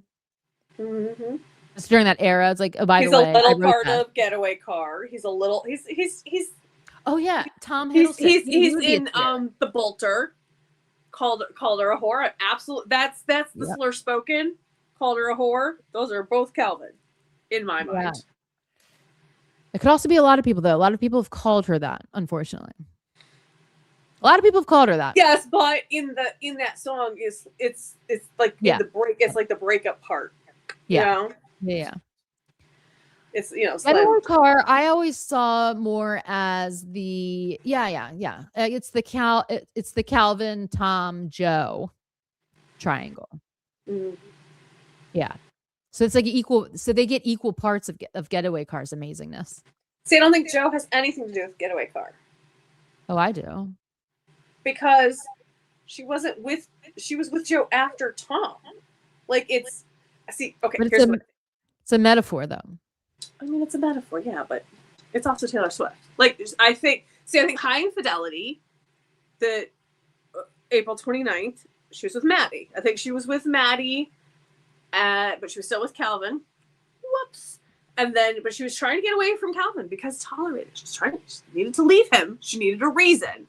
And so then she did meet Joe before but it was like the night before the Met Gala. And then she met Tom at the Met Gala. They were dancing in the Getaway Car. See ya. Right. And then Tom for like 3 months or something. And then Joe. So like she met Joe, but she wasn't with Joe for like but I think that whole time period is the Getaway Car. Like I think Tom was the vehicle. Yeah, but like it goes Calvin, Tom, Joe. I mean, I think it's in my head, it's her admitting that like she used Tom like as a fling, as a way to get away from Calvin. Like, and that's what the song is about. And then she bounced from Tom to Joe. Yeah. So yeah, I mean, that's what I'm saying. Those are the three people. Yeah, Calvin. But I don't think Joe is really in Getaway Car. Well, who would be the third person though? Maddie? Why is there 3 people? Why is there 3 people?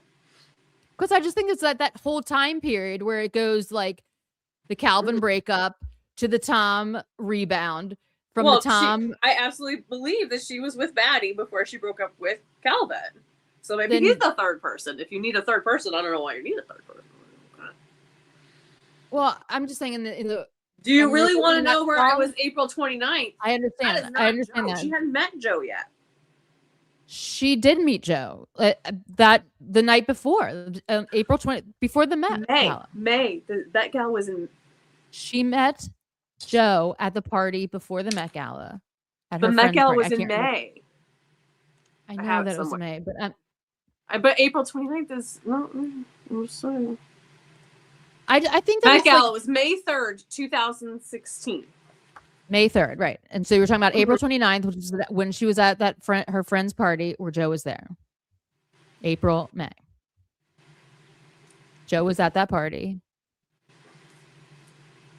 I mean, I just think it's just showing that time period where it's like it was very boop, boop, boop, boop. You know what I mean? And it's like the whole experience was like I needed a reason to get away from Calvin, although I mean, okay. Then it was Tom, and then it was Joe. I honestly don't think Maddie was in there on that, but he probably could have been. He's everywhere, so sure. Yeah. I mean, put him in there. Put him in there. It was a whole bunch of getaway carring. I mean, you know what I mean. So who knows? I don't know. I love that song though, and it would go when I view it. Getaway car though, my initial thing is like. This is a break from it's like I don't know what tier I would put Getaway Car in because like all of these people needed to be in there for Getaway Car to even exist. So who do I give credit for Getaway Car? I don't know. I think I would probably give credit to Joe for Getaway Car because it was the Met Gala based. It's like I think Getaway Car is so intertwined with that with Bleachella. I'm just going to say it's one of the Bleachella songs. You know what I mean? I think it's a fully Bleachella song where things were messy as shit. That's why we can't tier them because there are too many songs that are about more than one person. Ooh, so many songs that are about more than one person. Like Oodles. Oodles. But I think there are so many songs that are really about Maddie, but she throws one line in to make it seem like it's about Joe. Like a lot of the rest. And then it's really only about Maddie, and there's a red herring in it.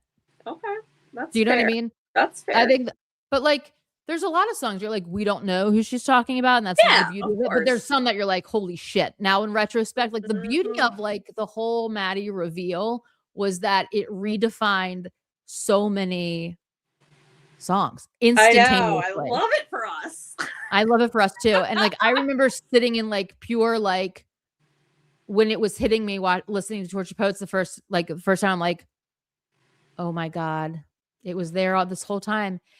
And we just didn't know because she was obviously dating somebody else. Why would we? Like, why would we think, oh, she's like really wants to be with someone else when she's with Joe? I mean, like it's Taylor Swift. She can do whatever she wants, but then Chloe, Sam, Sophia, and Marcus came up and it's like, oh my God.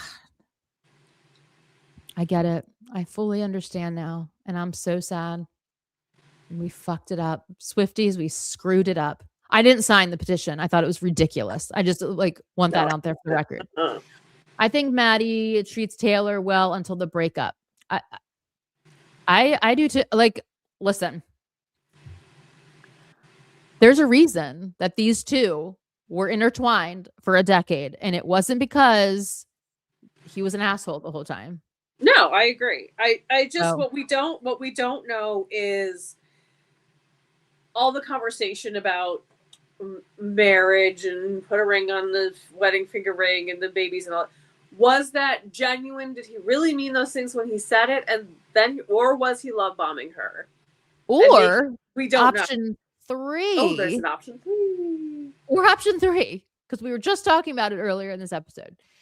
Or is there an option 3 that we can never forget where what are the best optics for this? when I write the song, because True. again, it's a character. Yeah, we have to like go, how do we want our character to be traversing through this world? So does our hero, like, does she have, this is a downfall, you know what I mean? So we have to have a villain, you know what I mean? We have to like, so should we throw, I mean, we don't, this is again, we're reviewing this as a work of fiction. Do you know what I mean? Like she's creating, she's world building, even though it links in closely to her real life. We'll just say it like that. Yeah. So did all these things happen or did they not? Was there some like behind the scene, like, I mean, I've talked to you about this before where it's like, did she say, hey, to Maddie, your reputation's kind of shit already. Can I like throw some shit your way because I don't want Joe to get, because like Joe really came out unscathed. If you think about the length of their relationship, he really came out unscathed, didn't he? Yeah. I mean, except for like the stuff that like we sort of like, and when I say we, I mean the Swifties at large came up with a narrative of like he never let her outside, like all of this stuff, because she also alludes to that in her music. But was that like literally, or was it metaphorically, or is it like I needed a reason?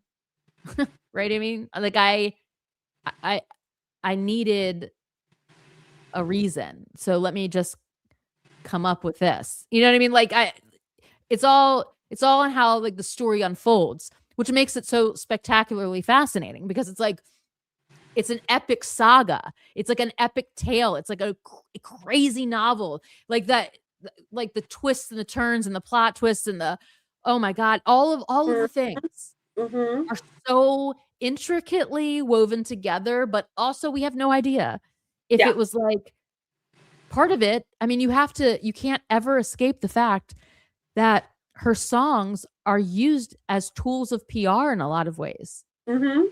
You know what I mean? That's the genius. It's the genius of it. It truly is. So it's like, you know, we go where her character goes. And so if she wants to like throw a little bomb out here that's like, I was feeling all of these things about how he made me feel, when we naturally go like, Joe was blah, blah, blah, blah, blah. You know what I mean? But I mean, in the terms of like a Taylor Swift breakup scenario, like Joe kind of like got out scot-free of I mean, of the whole thing. People love Joe now. People love Joe more now than when it's weird how people flipped. Because people they had like him now. It's like weird to me, but would they have felt the same if there wasn't a villain that was introduced to the storyline, which was Maddie? There was a villain, like crazy villain who did everything wrong ever, and he was the worst. And he's like, I can fix them. No, really, I can. Yeah. Like all of this. I mean, there was a major villain that was introduced at the same time, and so instead of like let's just pretend there was no Maddie. Do you think that Joe would be in the same place that he is if Tortured Poets Department came out the exact same way that it is, and she just never revealed Maddie? Let's just pretend that we never even knew anything about it. All the same shit happened, we just didn't know. And all those songs came out. It would be like, when I release this, everyone's going to think that Joe is the person that all of these songs are about. Yeah. And there would be a frenzy of hatred, right?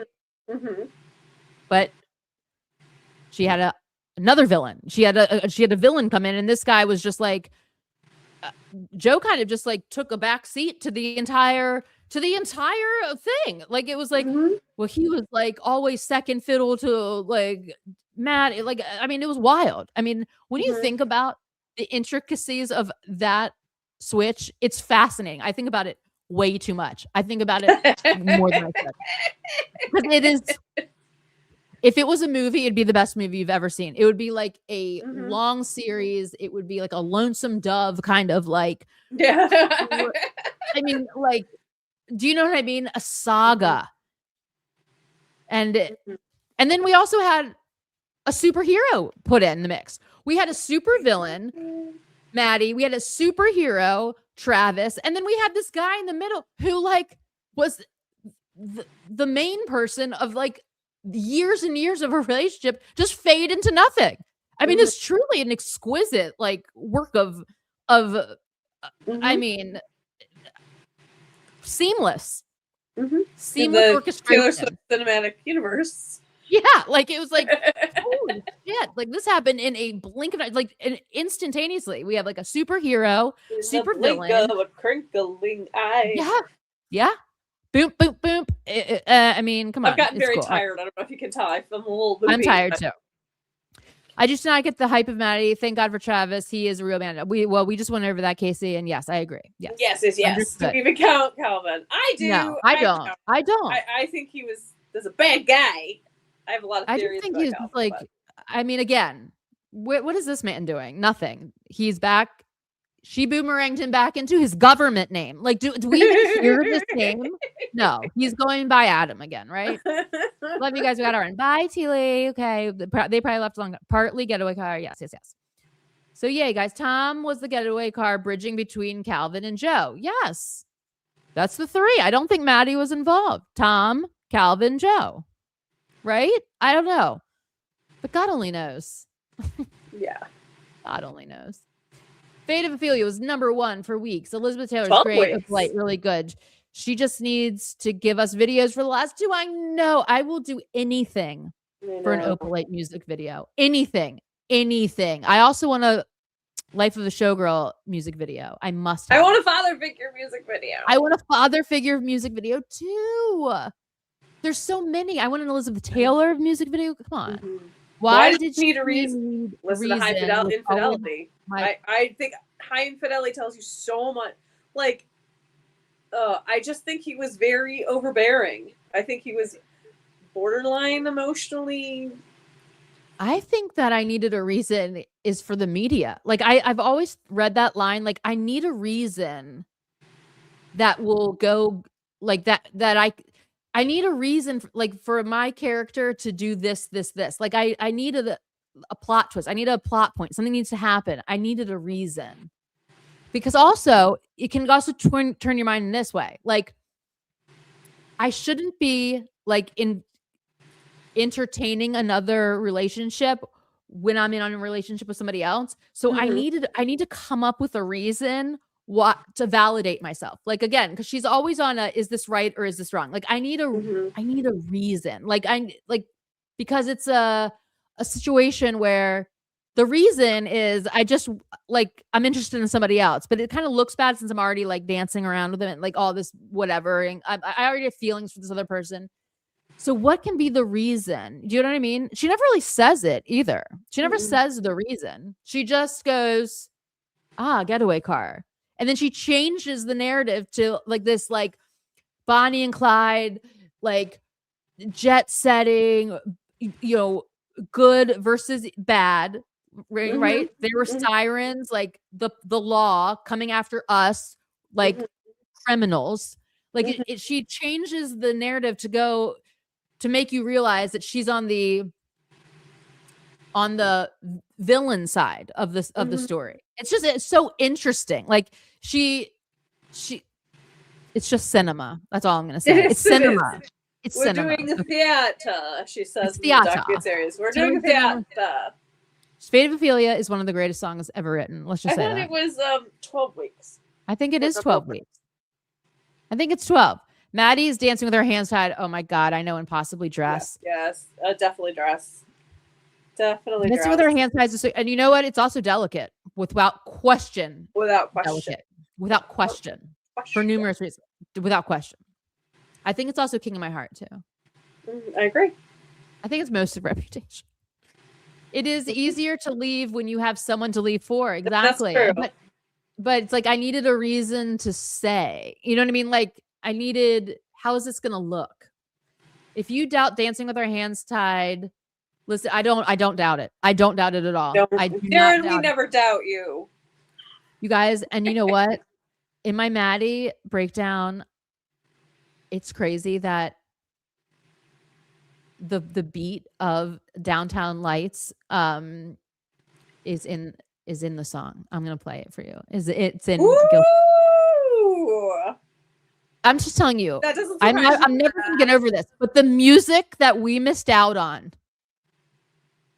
unforgivable. Like, I'm gonna say this book, and I've not even had the time to really delve into it. But one of the cool things about this book, which has every single song through Torture Poets, doesn't have Showgirl. It has a special part. It's like if you listen, it's called like listening with headphones or your earbuds or something, and it talks about those special little details, those yes. little Totally. things that you can only hear if you have like really good audiophile. Yes. The layering and all that kind of stuff. Totally. It's a good book. I love and it. I highly recommend you guys to like get like really good earphones if you can. Like really I'm an audiophile, so like I'm like, did you hear this? Do you hear that? And it's like you can't really hear some of the stuff in like earbuds and shit. So it's like there's little masterpieces in there, like little intentional thingies, like little sounds, little tidbits. Yeah, there's so much. I think she loves doing that. She does love doing that. Life of a Showgirl. I feel like she wanted to make some statement to others besides the Cassie Girl. Yes, because we've been talking about there are so many call outs in this album and so much shade in this album, and we here are the only two talking about this. I know, and like, I guess we have figured it out. Well, not and like necessarily, like the next week. Next Sunday, I mean, maybe should I do my Maddie thing on that next Sunday? So we can just get it all now open. Okay, because it's like connects 1989 all the way through Showgirl and all of the back and forth thing. And it's so insane in a good way. It's like a novel. Like I'm nerding out on this story so hard. Like I don't even like I think of them as fictional characters. I don't think that it's like it's just like the greatest. It's like a tragedy and a comedy somehow, and both of this at the same time. Like it's wild. I don't know. I can't wait. I can't wait for 1975's new album. By the way, it's going to unleash so much. Swaying as the room burned down. I hold you as the water rushes in. My bed sheets are, but absolutely. And let me just let me just throw something else out there to you.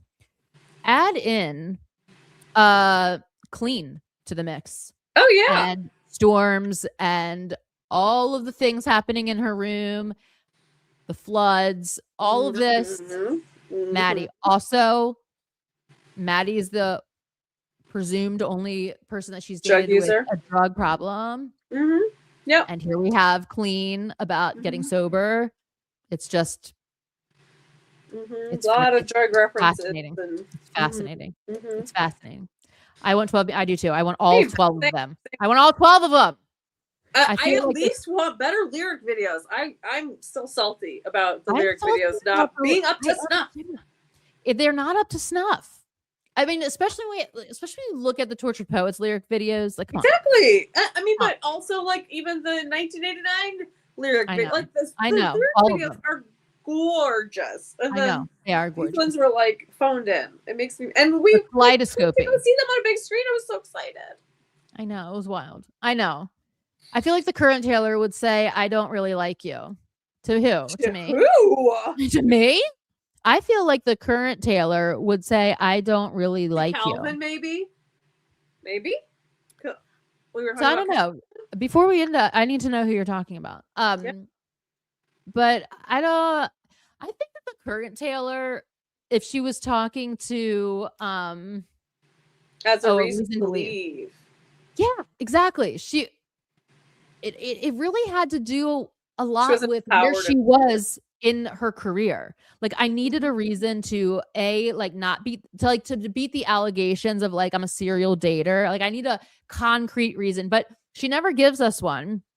And she just changes the entire story to a incredible cinematic car chase, robbing like this getaway car, the police chasing her, like all like it's a work of true art how she does this.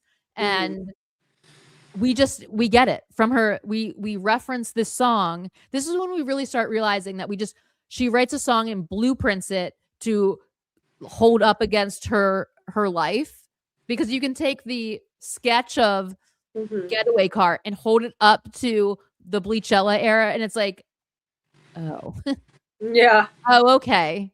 Yeah. Okay. He's asking us to fill in the blanks here, to fill in the dots, and we did. And it's like, it's so incredible. Clean is the best lyric. Absolutely. Clean is so incredible in every way. The original version of Clean is superior, in my opinion. Right. Right. Well, and that's what's with the lyric videos, obviously. Yes. I just had to make that very clear. Yeah. Oh, yeah. The Taylor's version of Clean, I have problems with. The little sounds are not as soundy. Well, yeah, because it wasn't Max Martin. And Imogene Heap wasn't on it, I don't think. Oh, you're right. Was she? I don't think she was. Yeah. So okay. Well, guys, it's 9:30. It is. We didn't even get to Scissors, but we can say that. I know. You guys, okay. We have to talk about Scissors in the next time, because Darren has come up with. I know. Should we just say what it is? Because it needs to be mentioned. Or should we? We'll say it now, and we'll talk about it in full depth in our next one. This will give everybody a chance to marinate on it. Yeah, so marinate on this, because it's brilliant. When he posted this on Sparks Fly, I literally fell out of my chair. I was like, oh my God. So do you want to take it away? Because the scissors are what you initially noticed. So you talk about it, because it's so good. So Darren, brilliantly, obviously we've been trying to decipher all the peace signs, the two fingers, and Darren said, what if that is scissors? I know. Scissors. Oh, the mind blown. She hasn't been doing peace. She hasn't been doing two. What if she's been doing scissors? Scissors. What if she's been doing scissors? Guys, it makes so much sense. I love this. So much sense. And what is she scissoring? I mean, I don't know. I'm going to rephrase that. I'm going to rephrase that, because we don't need the Gaylors. We don't need the Gaylors to jump in. I did not mean it like that. Retraction. What is she cutting out? What is she cutting out? I think it's all the bad apples. I think it's all of the shit. I do. I think she's cutting ties. I think she's cutting ties with. But it's a song. It's got to be a song, or it's got to be an album. It's got to be. It's got to be something. We're gonna figure this out. But it will be a song about them and the scissors and the cutting. Somehow. That doesn't seem like it would make a good song, but Taylor Swift can make wood. She can make scissors. And I think that it also has something to do with the blade of glass is not so sharp. It has something to do with this sharpness. It has something to do. She's gonna weave it all together, where these cuts and it's all going there. And you made me sharp, and so I could cut you out, or cut something. You out. She's basically starting over. I feel like in her at her core base. I think that she's cutting out Jack. I think she's cutting out most of the people that she's associated with. I think she is done effing around. I think she's cutting out past grievances. You know what I mean? Even though again, the wedding will be so telling if we get guests, if we find out the guests, or more notably, who are not there. Who's missing. That's going to tell us so much. It's going to really, and that's when people are going to start looking at Showgirl and saying, oh, this is about Jack. Oh, this is about Lord. This is about Margaret Qualley, whatever. I think there's some Lana. We will have already done that. There's a Lana Del Rey in there too. I think there's a lot of I think Margaret Qualley, Jack, Charlie, Lord.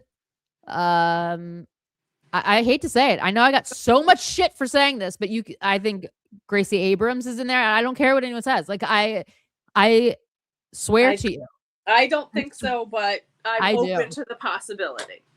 I hope it's not. It's not that I want this to be happening. I know you don't. I know. I'm just saying that, holy shit, these lyrics, you could have written this a different way that doesn't immediately trigger a Taylor Swift reference.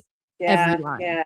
Every line. Anyway, I think that there's going to be a lot of bye-byes, you know what I mean? And I think that's what is happening. I mean, I really do. I really, really do. I think there's a lot, and I again said it, and I mean it.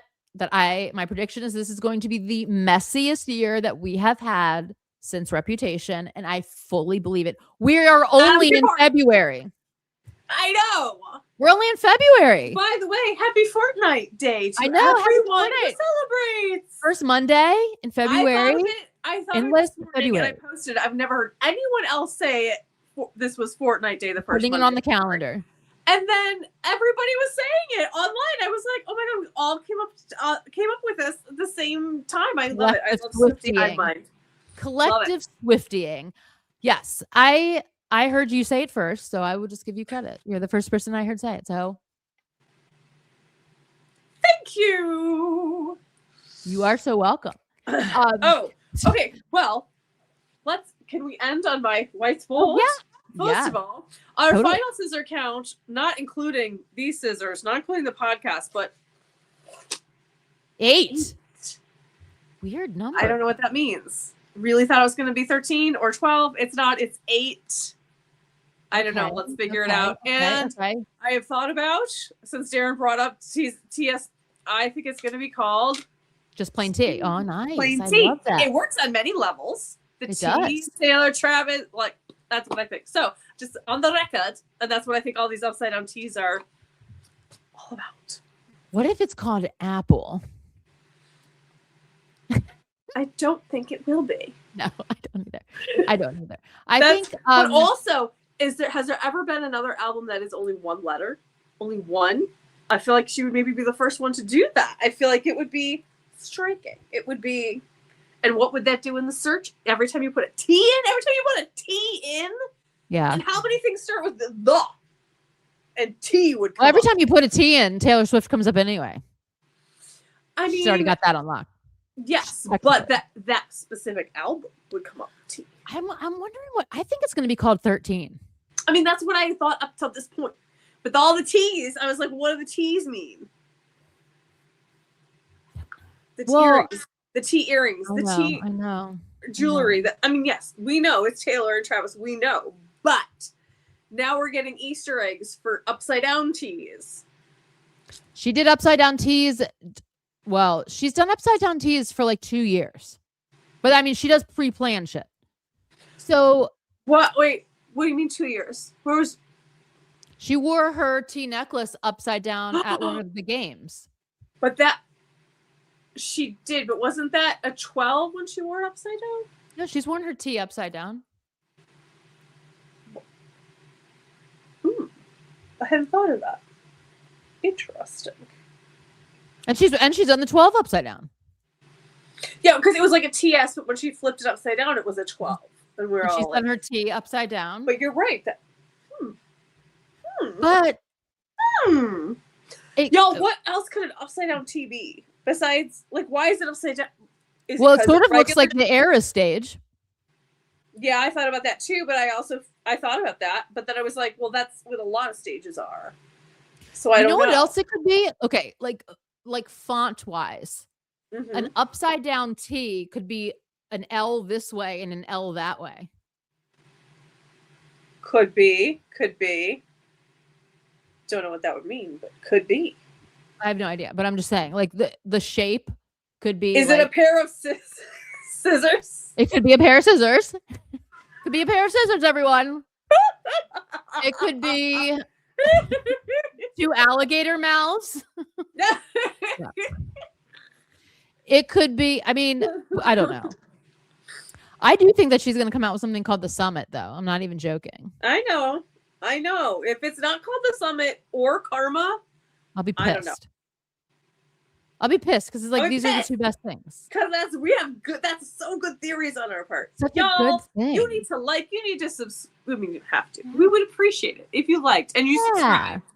Because we come up with good theories. Even if they don't come to fruition, I think we have most of the time they don't, you guys. Like, let's just say it, but we've come up with some great ones. An enormous amount of fun coming up with them. Absolutely. That's the beauty and the fun of being a Swiftie. Speaking of the Taylor's version, will we get debut this year, probably around the time of the anniversary of the album? Yes. Or my theory is that she puts it out at the same time as the wedding as a wedding present for the Swifties. That's my theory. I don't know what she's gonna do with it. I really don't. I part of me is like, I don't know. I change my opinion on this all the time. Part of me is like, she's gonna put it out on the anniversary. That makes sense, obviously. Mm-hmm. Then I go, she's not gonna do that because that's what we expect her to do. She is clearly not gonna do that. She's gonna do something else. And can she wait? I think that she would wait for a lull.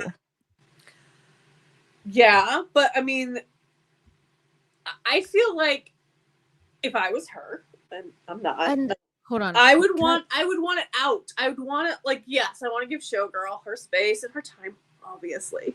But I would want it, like, out. I would want it done. I would want to move on from the thing is that I would want to move on from everybody bugging me the fuck about Rep and Debut. Like, yeah, but she sort of said that she doesn't even know what she's doing with it. And she already owns them again. So the urgency for the re-records doesn't exist anymore because now she owns all of her masters. So it's not something she has to do. No, but she said she loves it and it's Taylor Swift. And if she loves it, she wants everybody to love it. Trust me, I know. I agree. I agree with that. In this is the other thing we have to like. She's also said that the Reputation vote is already done. So are we getting it? I don't know. I have no idea. But we also have to, there's another factor that's always at play with her.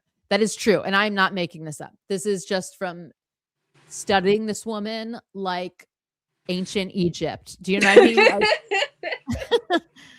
I mean?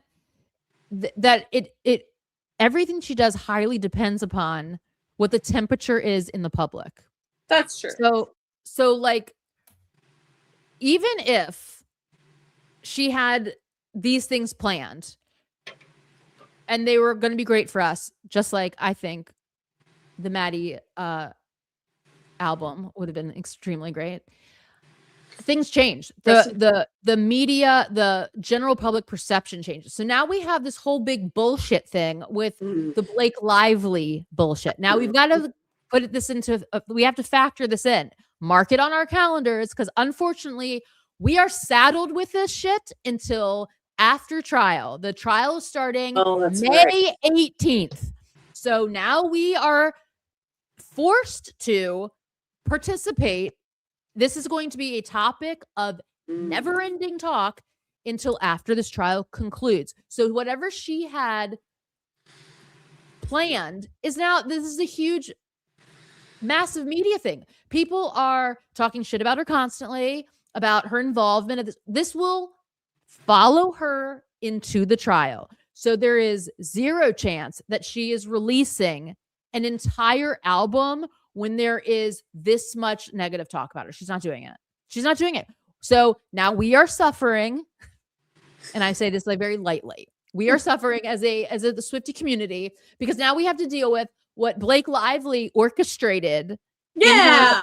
Weirdness. Yeah. And now we have to like now you know, now things don't get to go as planned. Now we have to go to, now we're on plan B, or maybe we're even on plan C, and that sucks. Okay, but I just had a thought. The trial is middle of May. In theory, the wedding is middle of June, which means the trial will not be over. Correct. The trial's going to last longer than a month if it goes forth, right? Correct. So help me if we don't get the information about the wedding because of oversaturation and negative. I'm telling you. Because they're good. If they try to get her to testify, like right around the wedding. They won't get her to testify, but you know what they'll do is they'll talk about how she's going to be a hostile witness and all the way up until the end of the trial. I'm telling you, all the way up until the end. Like, it's going to be, listen, the Blake Lively team is in the losing end of this lawsuit. I'm just telling you all that. Like, the fact if they're going to use the wedding, it's going to be a nightmare. And this is when you have to go, is there ever, and I'm literally just asking the question right now. Is there, sometimes things are put out into little tiny, bloop, bloop. We're just gonna put it out there and we're gonna see how it goes. So now we've had the wedding's going to be delayed, right? We've already had this already happen in the media. So then you go, why is this coming out? Why would somebody make this up? So then I got my spreadsheet out and said, oh, okay, well, it's January. Now they're saying that the trial is going to be in May. Her hypothetical wedding is happening in June. This is like nonstop recycled everyday trashing of Taylor Swift, which will continue because people take joy in this. So this shit will continue, best believe, through this trial. So I'm hoping this thing gets thrown out. But it probably won't be, because now it's a part of now it's going to be a big statement, like a statement trial, teaching a lesson kind of trial. What happens when you do that? Which will be the downfall of Blake Lively and Ryan Reynolds, which is straight up. There's no way they're winning this. There's zero chance they're winning this trial. So now everyone that's associated with everything that's going on is in this thing. So Taylor is having to carve out a whole separate wing of where she lives in the world, of separating, explaining. There's probably gonna be some like big ass thing where she talks. I mean, not her, but I don't know how she's going to do it, but maybe even, I don't know. It will come out about the extortion. Yeah. That's not there for no reason, everyone. Yeah. That document is there for a very specific reason. We don't know what it is yet, but trust me, it's there for a reason that is in writing and then there. In the record. We want it in the record. This is happening. Yeah.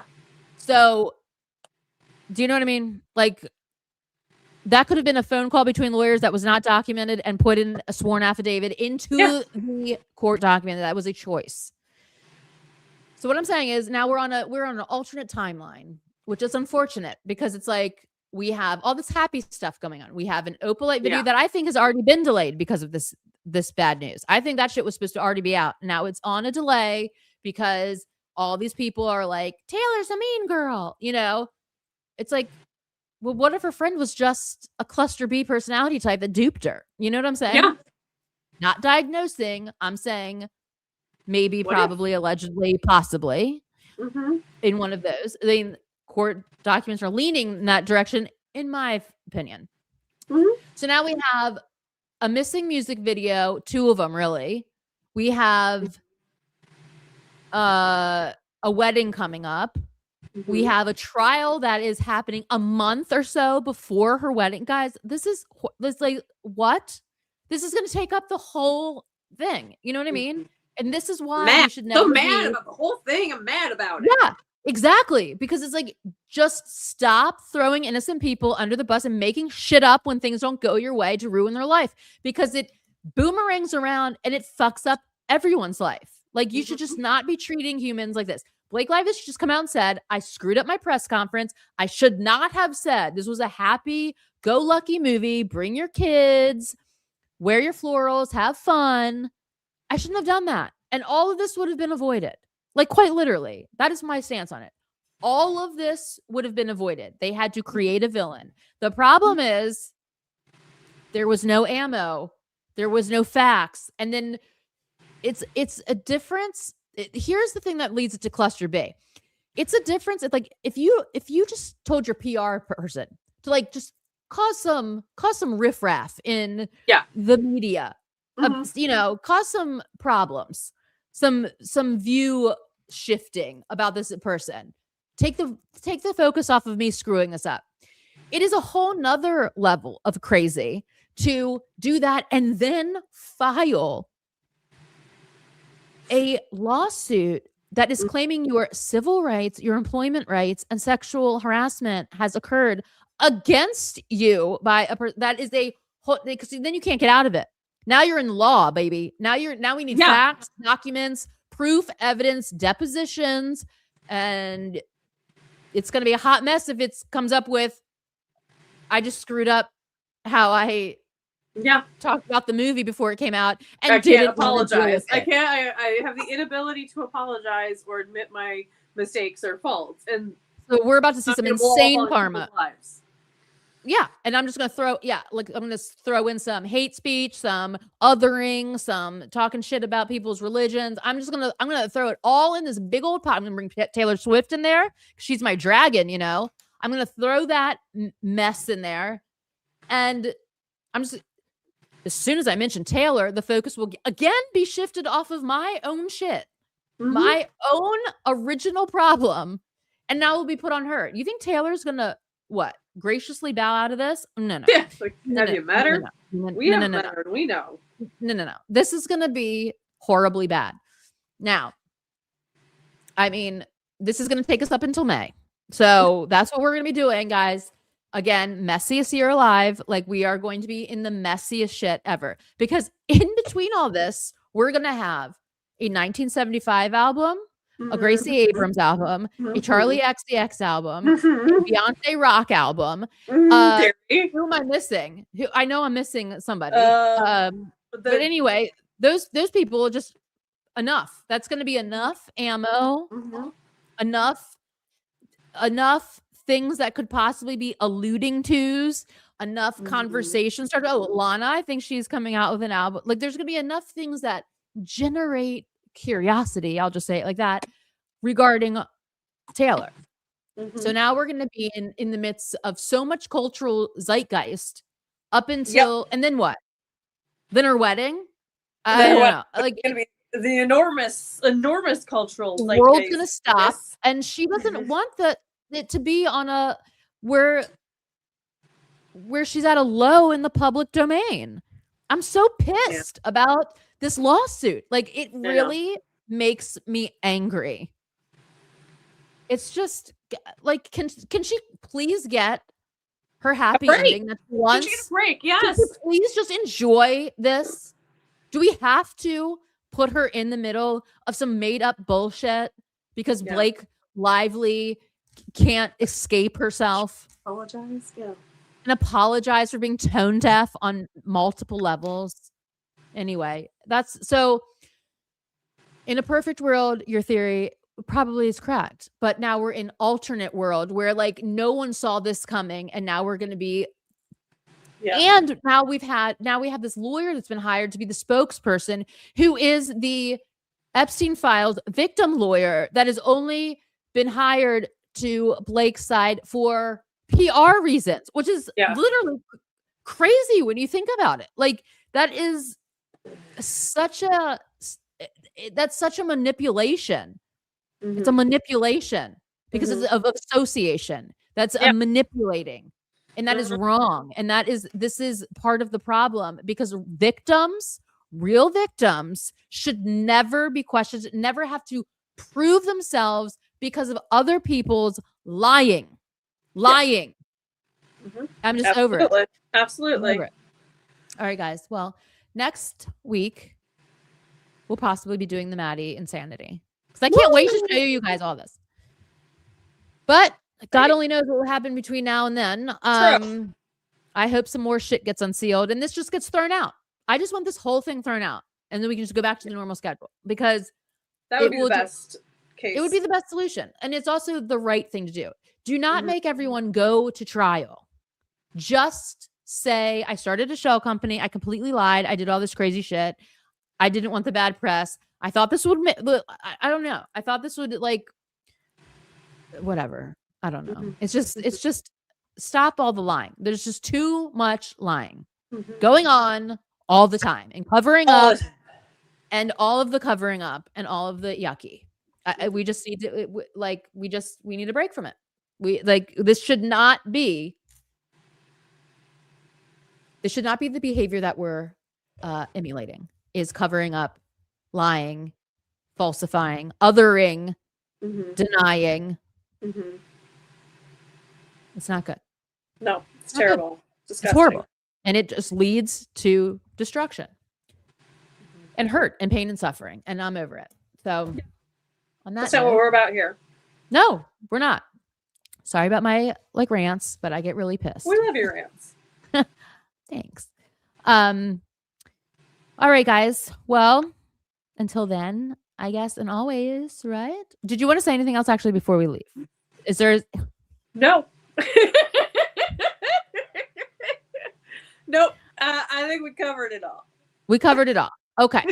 So until then and always, peace, love, and Swifties Swifties forever. forever. Thank you for joining us. Have a fantastic week. We love Scissor. you.